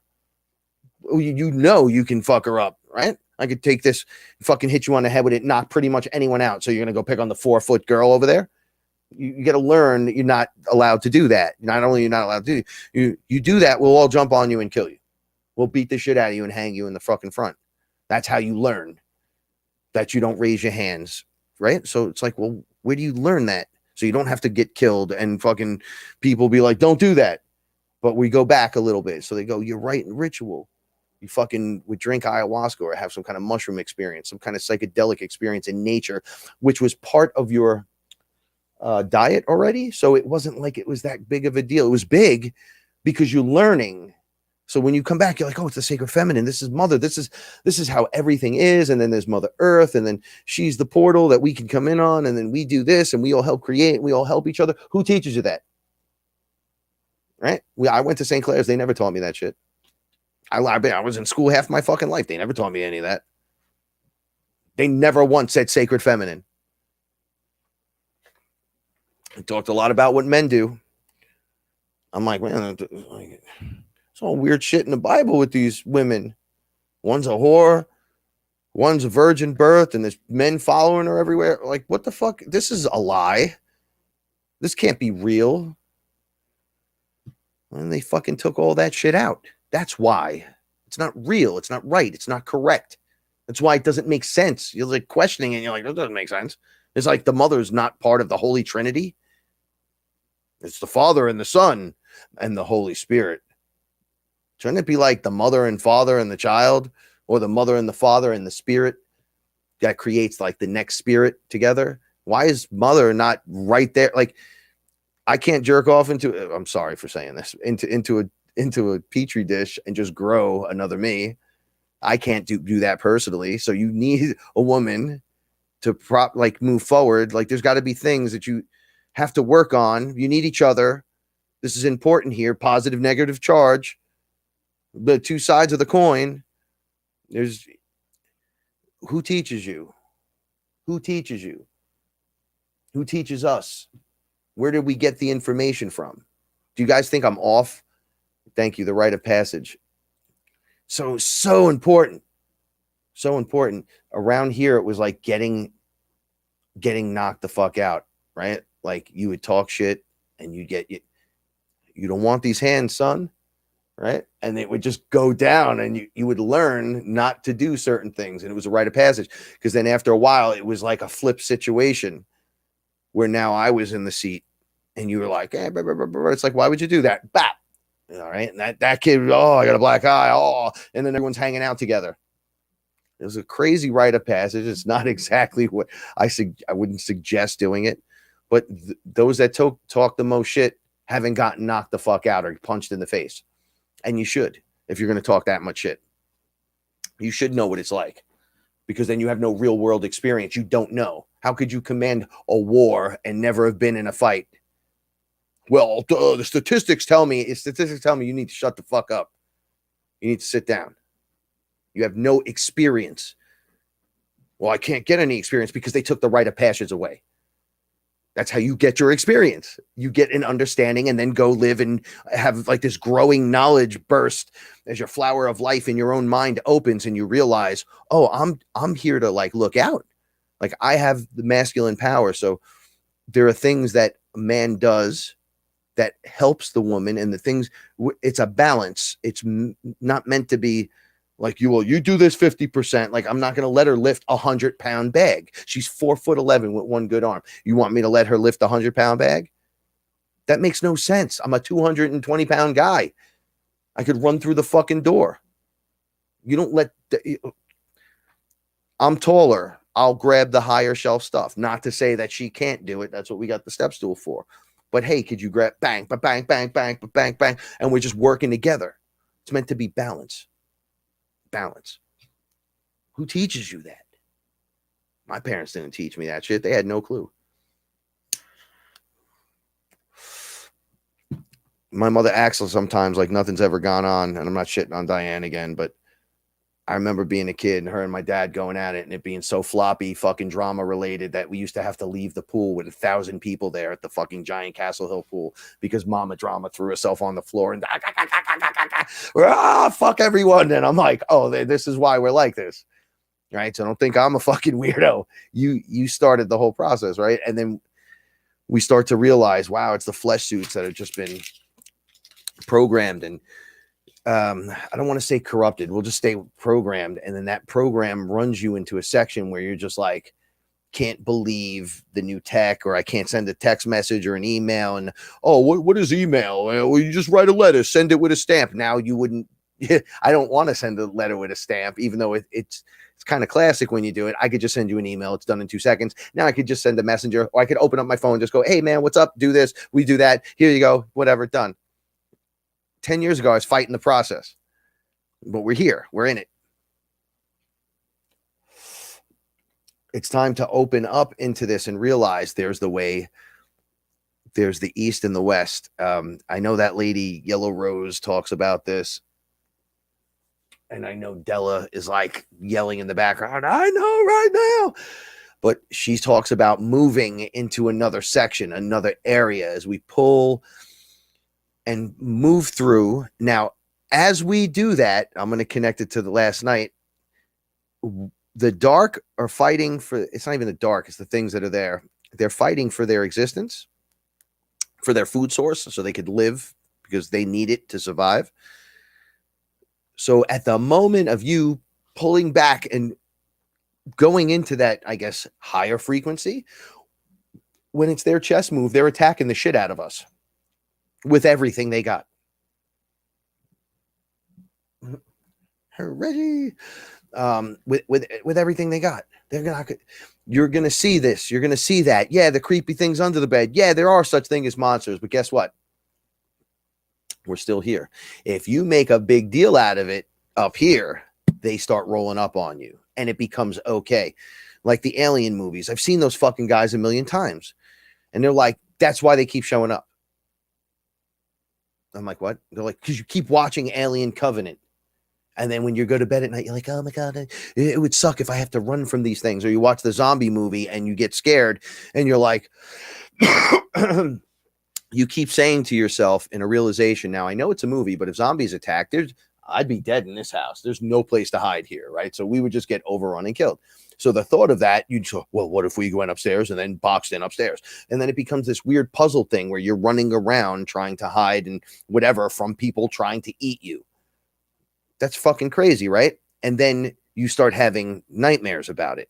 You bring it into existence. You think about it. Well, how would I? And then you fall into this fear thing, and then you keep trying and realizing, right, this is not good at all. And you bring it into your reality. Not to say you're going to get attacked by zombies, but you could be demonically chased in your dreams. You could be attacked when you astral travel. Elizabeth April just recently talked about, and she was all excited, like, what the fuck? She did an astral travel, and when she went to go talk to who she wanted to talk to, she got her, the tether tugged by a reptilian standing in her room, and she got tugged back into her body and was like, yo, what the fuck? And he was like, you're not leaving. She's like, he's standing in 4D, so I can't physically grab him and start punching him, but he can grab me. He could grab my etheric whatever and fucking pull me around the fucking room. So I jump up out of my body. He tugs me down. So I do all the kind of things I need to do to get this fucking guy out of here. And then I'm finally able to get him out. That's just like me with the crocodile. I got him out. I was like, you have to leave now. I'm commanding you to leave now. You shouldn't be in my space now. And I just, without being, it was more commanding with firmness, a little bit of anger, a little bit of rage. Like I said, Hanuman fucking smacked me to the floor. You think in other words, I learned from the best, the one that smashes everyone, right? That was my teacher. Rough teacher, man. I like to play around and be silly. He does too, but not the way I do sometimes. And I got a little out of line. He just slapped the shit out. Bang. And I was like, I never did that again. I was like, I'll fucking do that to you. You ain't going to scare me out of this place. And I was frightened, man. I was pushing and pushing and pushing and pushing. And I can't grab him. But he's right there. He's right there. Like, you can't do nothing. And I'm like putting shields around me, pushing him and doing a white light. And then eventually it's like, dude, even if I didn't do nothing to him, it was so annoying and frustrating. They just left. Like, fuck this fucking guy. He thinks he's doing all this. That shit don't work. You think if I walked in the room and you saged me, I'm going to fucking eat you. And I'm like, there's the lesson's big here. The lesson's very big here. The lesson's very big here. Paul once again believes, and I'll let her tell it. But like I do, something's coming. It's coming. We're gonna meet the next thing, and some of us are gonna do more at first, and some of us will do less, and it'll filter down through each. But the ones that have to do it have to get their flesh suits prepared. So it's got to be the absolutely scariest thing. So just when you thought mantis beings were scary, or this one is scary, or the lion being raw, all this bullshit, here we go with this. And you just lose your shit completely. It's like, well, how you holding up? Well, I feel pretty good, man. I feel pretty good. I mean, don't think about it to bring it in. Don't try to not think about it. Just live your life. Don't give it power. That's how you don't give it power. I'm like, yeah, but I like some of this shit. And they're like, yeah, but like smoking tobacco, you have to give up certain things certain times until you can handle one smoke, one movie where you're like, oh, yeah, no, that's cool.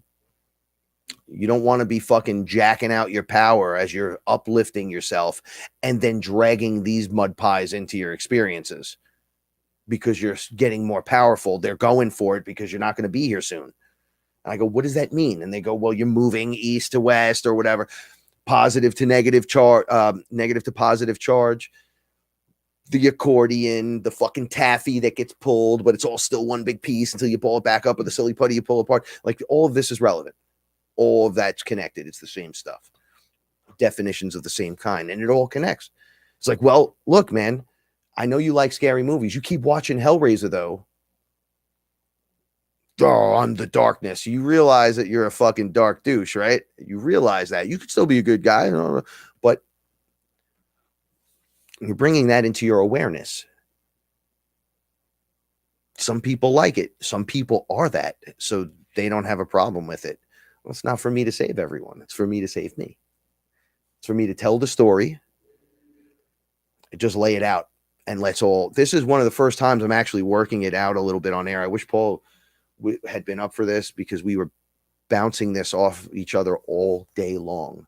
This is why I was just like, oh, sleep, because it was so intense, our conversations on the pull apart and the people forgetting and the awareness leaving and then having to give up certain things for other things and then being too crazy to even handle information like where the fuck are my cats, because you'll go nuts and throw yourself off the optimum timeline by going fucking crazy, right? They know, you know what you can handle, but you think you know, but you don't know shit.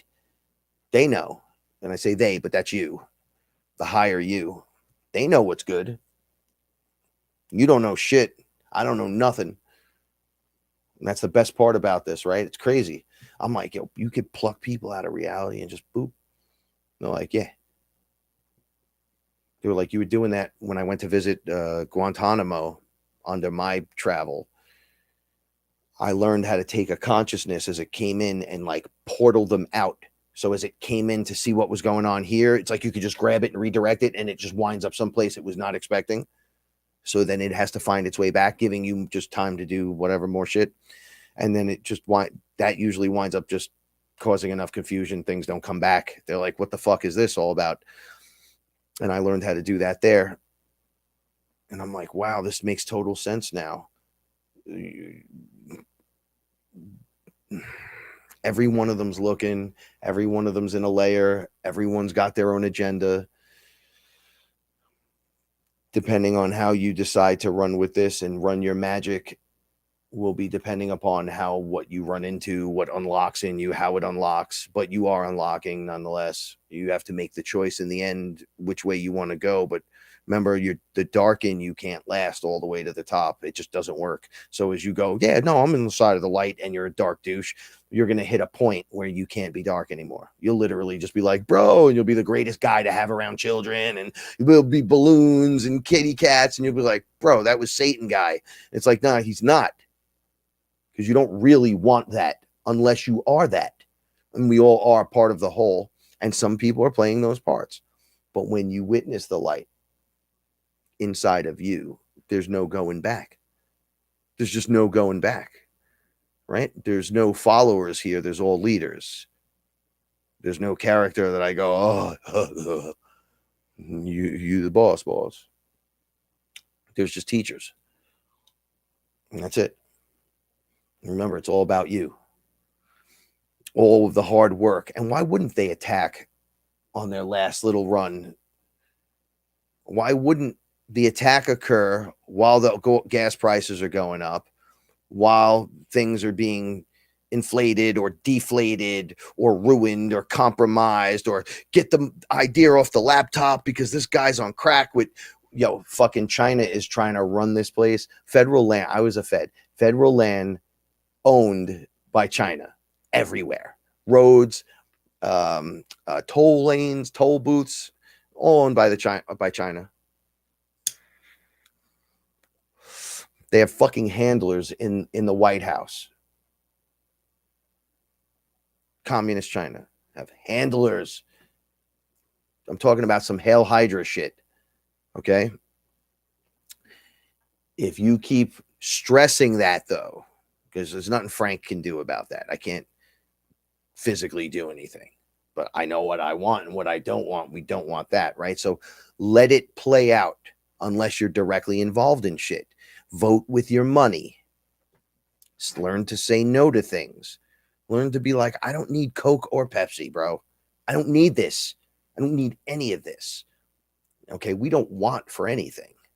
There's stuff we'd like to have naturally, but every day I wake up, I don't go, fucking motherfucker, I hate this, because just can't. I have my little rant and raves and then hang out and have the best time.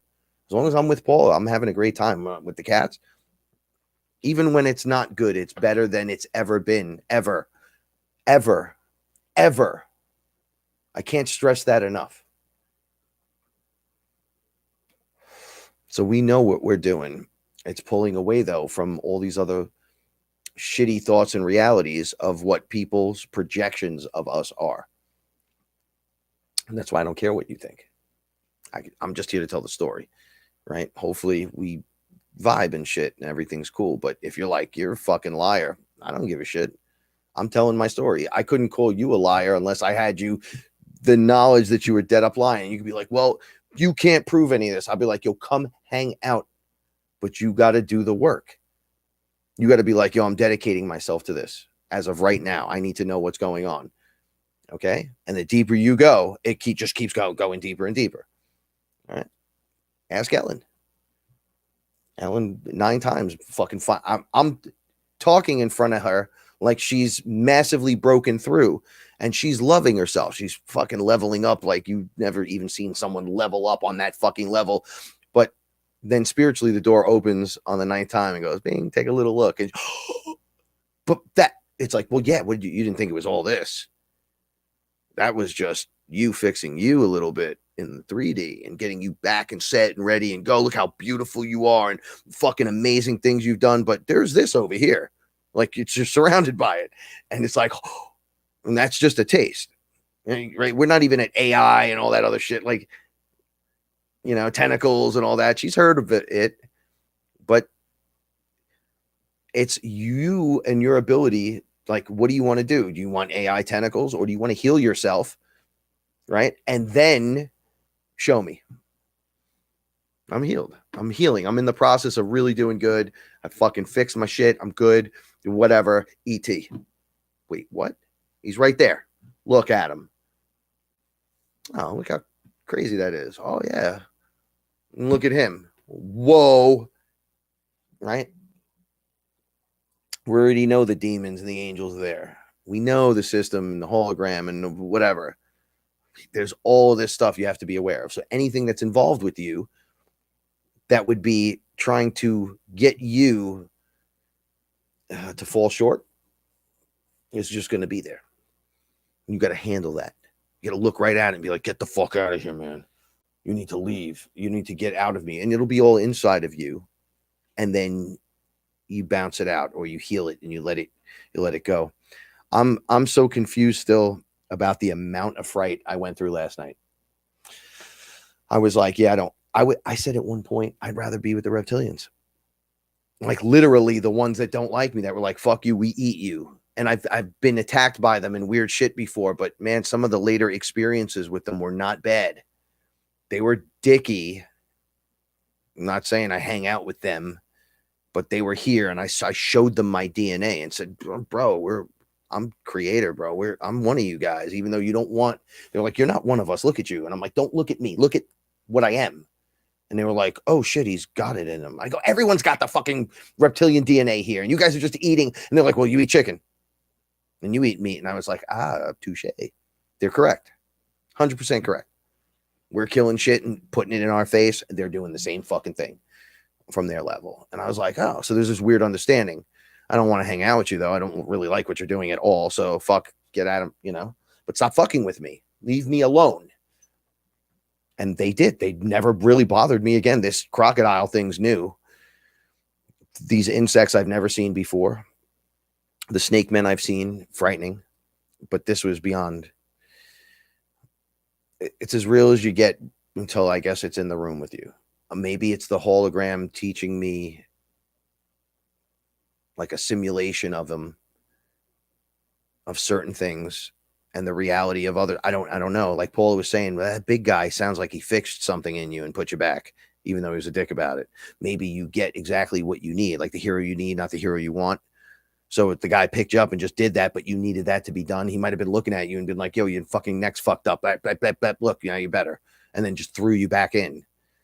And you're like, yo, what the fuck? I was just bugging on free will. Like, don't touch me. Don't touch me. Ask me, man. I'd probably say yes. But he's like, would you say yes if you just walked out to the anthill and we're like, oh, look at this. And you just pick it up and do what the fuck, you know, they're going to kill the bird outside. You're going to just reach down and fucking separate them. This is just what it is. Fuck off. Get both of you, get out of here. Don't touch the bird or the cat. Get the fuck off.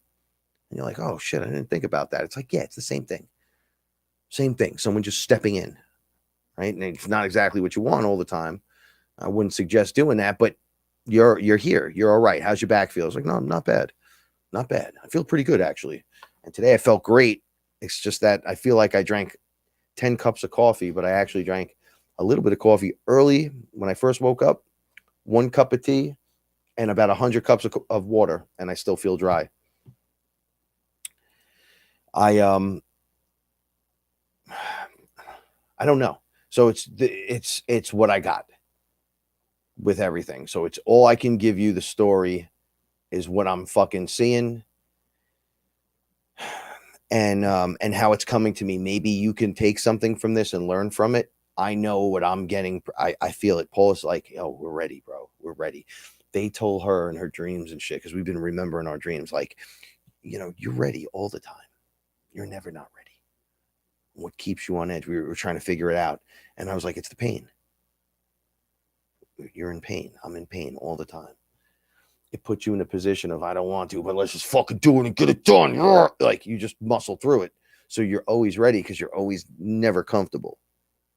You're never 100% comfortable. And when you are, you're just, maybe that's when you're out and you're taking the time.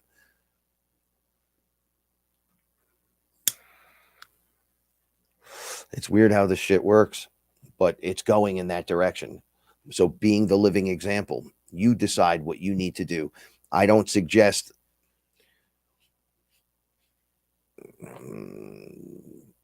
I don't know. This stuff's out there. I don't want to scare anyone. That was a big deal. I didn't want to scare you and be like, oh, they're there. There's worse stuff than the reptilians, guys. There were giant spiders at the very beginning that weren't nearly as frightening as the snake being. And I was like, I don't want to see this. Like, I don't want this. And they're like, you have to. And I'm like, why? They're like, you need to. I'm like, all right, I guess so. But all right, so you, Frank, not exercising enough. Here, I'm going to bring it back around again. And the whole COVID lockdown, and then the weather being bad, and AI snow, and you getting fatter, and smoking, and then having to quit smoking. So now your addictions are going, and you're bringing all the shit to you. They're like big parasites, just like little parasites. So the things that were over you, talking to you, they're also inside of you, small, trying to get you to do that as a control function in your environment, as well as above you. So your mind, you mentally, yeah, get out of here. I don't agree to any of this. And then inside you clean your body. You purge your body of the fucking vermin and the every fucking piece of shit thing they spray us with and product, and you got to pass it out, man. You got to just pass it out of your system. I've been getting fucking weird marks on my face. Like, I think a pimple's there, and then I'll rub it. I won't even scratch it or try to squeeze it. And then the skin just breaks open, and it's like a cherry, like a fucking red mark. And then it's like as if I was fucking playing with it for a month, and then it just scabs up and boom. And then the skin's just cleared over. I'm like, is my skin just falling away in those spots? It's like poison is pumping out of that area from something. And they're like, dude, AI, you still, just because you sigiled up doesn't mean it can control you. It just means, it means it can't control you because you did your sigil, you did your work, but you still have it in you. You don't have a shield that's magically keeping the environment from getting in you. Dude, you're whack just like everyone else. And I'm like, it makes total sense. Yeah, that's why you have to MMS and you have to do the foot ionic soak. That's where you got to fucking once in a while use charcoal soap or something. You got to clean your system out. You got to fast and let things rebuild. You got to take a break. You got to go for a walk or a jog. You got to get the blood pumping. Then there's times where you got to not do that, and times when you got to stretch, and times when you don't. So you not doing all the things that you're kind of supposed to do and make and take the time for brings all this shit to you. So it allows them to grip in and do all that because there's more inside of you. So I'm like, oh, so you're telling me I have parasites in me, which then allows these things to just, the bigger ones, to just attach. Yes. As above, so below. So you're telling me clean mind, clean body, whatever, and the environment's dirty, so you really gotta, you don't get clean and then go, well, I'm clean. You're like, it's something you need to do constantly, but without going, oh my god, parasites everywhere. You just do it as part of your routine. Like, you make time to do it. If it takes 15 minutes, what's 15 minutes or cancer? Okay, so if I said, yo, if you take 15 minutes 3 times a week, or 20 minutes 3 times a week, and just did this and showed you something, and you were like, no, it's pretty worthy. I'm like, right? Or cancer. And it's like, yeah, you got a point. I'd rather do this than have cancer. But then this that I'm doing isn't like work. It makes me feel good everywhere. At 47 makes me feel like I'm 18. There's benefits to that. Right? So you have to think about these things. And really think hard about them. And then just do it. You know, I'm going to close with this. So I showed you the piano, I think 2 weeks ago, the little rollout. I've only done it like 4 times. The third time I did it, the guy in the video was doing the same fucking video again. I'm like, I can't understand this guy. Nah. My hand started doing something different. I was able to look up at the screen. I had the cartoons on and I was playing. Didn't realize it. Just bringing back and forth. I don't want to explain the whole process, but it sounded correct. It didn't sound like shit. And I had the volume low on the headset. So I have some show on and I'm watching the show. I froze the piano guy so I could see the chords. So it'll say like C, D, E, whatever. And then I'm like, oh, it's this. So I got to practice. You practice with your fingers, but just back and forth. So that takes time. I'm just sitting there watching the cartoon, doing that. Then I freeze frame the actual chords, and then I start putting my fingers into positions. Everything's marked already, and I'm just pressing them, getting my fingers used to the board. And third time I'm doing it still, and I'm doing it for an hour at a time, still not comfortable. And then the guy said, "Yo, you need to go to sleep and come back tomorrow if you're at this point and still can't get it. It's okay. It's like for baby beginners. Don't worry about it." Man, I took 2 days off and came back. I was sitting there and I instantly knew what the fuck was going on and started playing and was like, makes total sense. Opposite of the other day. I don't know how that happened.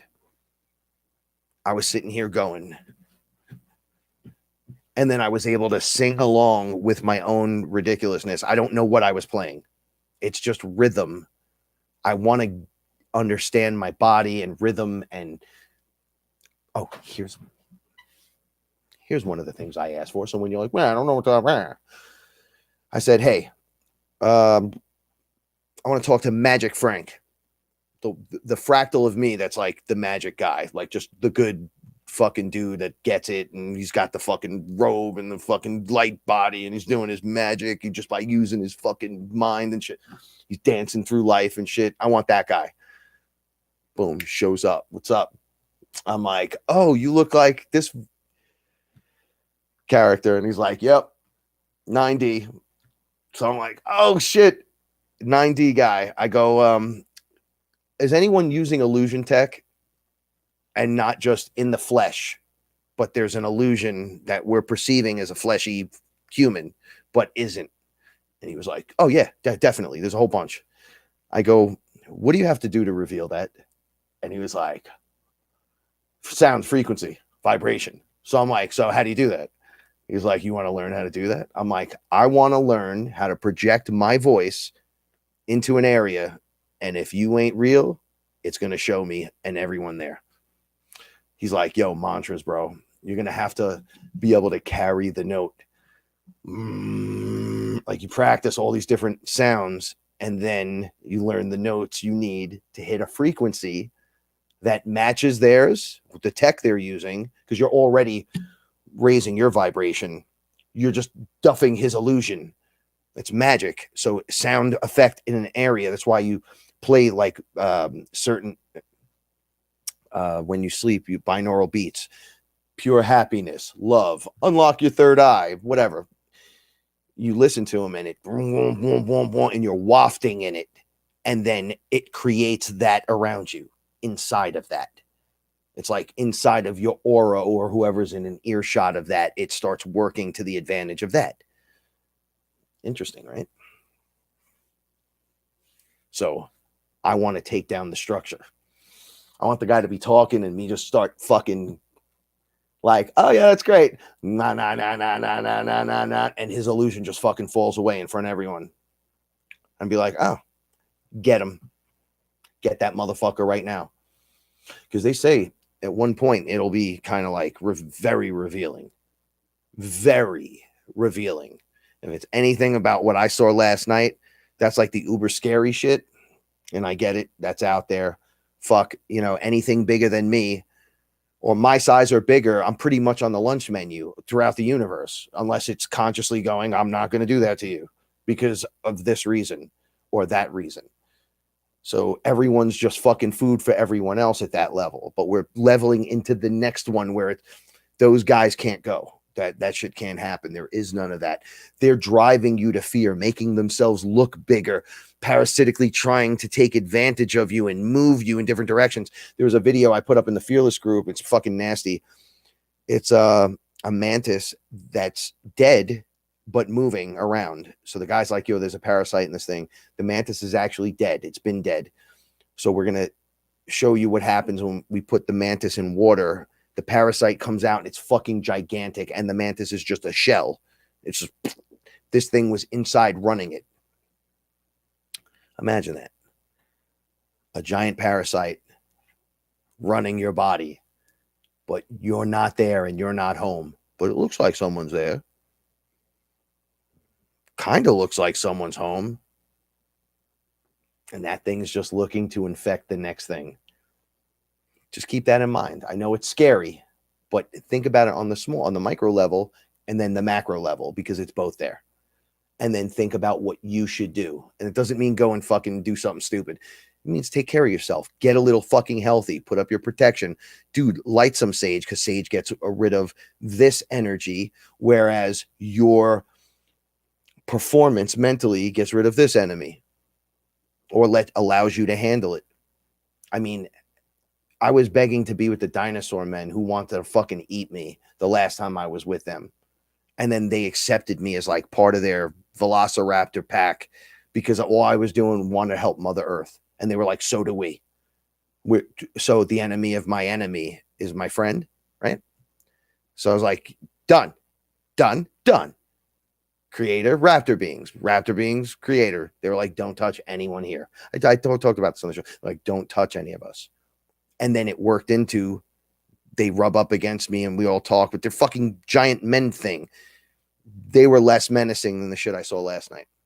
And I was like, yo, and that was frightening to me, but not nearly. I think maybe it's intent as well. The raptor beings weren't intentfully trying to do anything to me. They were just looking at me, discussing stuff. So it was very kind of weird. It was kind of flat for a while. I was just looking at them and they were looking at me like, your fucking face is just as ugly. I'm like, no, I don't think you're ugly. I'm fascinated with dinosaurs. And I'm like, you guys eat babies though. And they were like, you eat fucking chicken. You just tear into animals desperately. Like a fucking, we're less worse than you are, even though you think we're worse. And I'm like, oh, fuck. But we're both from the planet and we're going to judge each other now. Like, we're not doing that to you. Like, as inner Earth, there are beings here doing things that are way worse than you or I could do to each other. And I'm like, yeah, you got a point. So I guess we should get along. I'm not against it. I want friends of all kinds. I'm not racist towards them. I just don't want douchey things around me that, you know, keep me on the lunch menu and then look at me like they're going to do. That's another thing altogether. You know, the bug thing, it's really scary because they're very, it reminded me of the cats when they do, two cats run into each other and they go, and they just freeze. Now you're watching them go down. You're like, well, something's going to happen. It's going to attack, or it's going to run. It's going to do this or do that. You know, the bug thinks differently. When it arches up like that, it's about to make its fucking move. It's like brilliantly detecting everything around you. And it first touch, sense, smell, this, that, the other thing. It's fucking 10 steps ahead of anything that could be. But with me standing there and it's doing it to me, I'm like the cat frozen in the weird pose. Like, I don't even know what I'm looking at. I'm so frightened. And then I make my move and it just strikes. It's not moving. There's no eye. I don't even know where the eye, like you're looking and there's things. It's completely different. Completely fucking different. The reptile looks right at you and just growls and snarls. You know it's coming. I'm like, I'd rather have that because you can't trust any of these things. It's like, well, you can't trust them either, but you know, I'd rather get chased down by a bear than get eaten by a shark. Just my humble opinion. At least I'll have something in my head that'll make me think I could get away because I'm on land, when in all actuality, you have less of a chance. Sorry to be so dark and foreboding with this shit, but we got to rise above it. It's there. So my job is to speak from the deep end of the pool, and that nightmare shit is there. But however, it's trying to make it a nightmare to you. You could choose not to let it. And by doing that, you win victory on all levels because I'm here and I get it.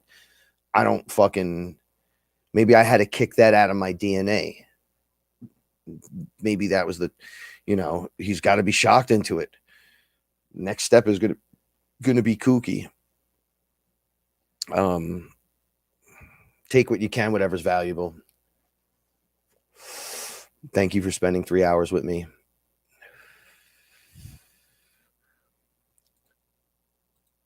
I don't know, though. We stuff them in cages and do what we do. Like, we do things like terrorize them by locking them in areas, and they go fucking crazy and shit. So I don't know. That could be debated. I get it, though. See some of those Chinese videos, they be eating everything alive. But I get what you're saying. Consciousness breeds a new kind of thing, but then not really if you're still on the fucking menu. Right? It's like, I like it fresh. It's like, yeah, but I'm conscious. It's like, so what? Because when I was the cat, being the cat was conscious. It's just thinks the way it thinks because it's inside the flesh suit, but the higher self of it, you can hear it. So when you're in there you don't have the amnesia as much as you think you do, is what I should be saying. Like, you can hear the voice. I heard all of it. I was like, I'm very aware that I'm this other thing, but having this experience, but I'm not smart enough to know it, but I could hear it, but I'm not smart enough to know what's going on because I'm hearing everything in English, and I'm sure it was meows and all kinds of weird grunts and growls. And I'm like, what is that? Like, dude, that's you having the experience. I'm like, yeah, I can hear myself think as the leaf on the tree. How is that even possible? I'm fully communicating with everything around me. And they're like, because you're fucking alive and you're communicating. I can hear it in English. Well, you need to understand it.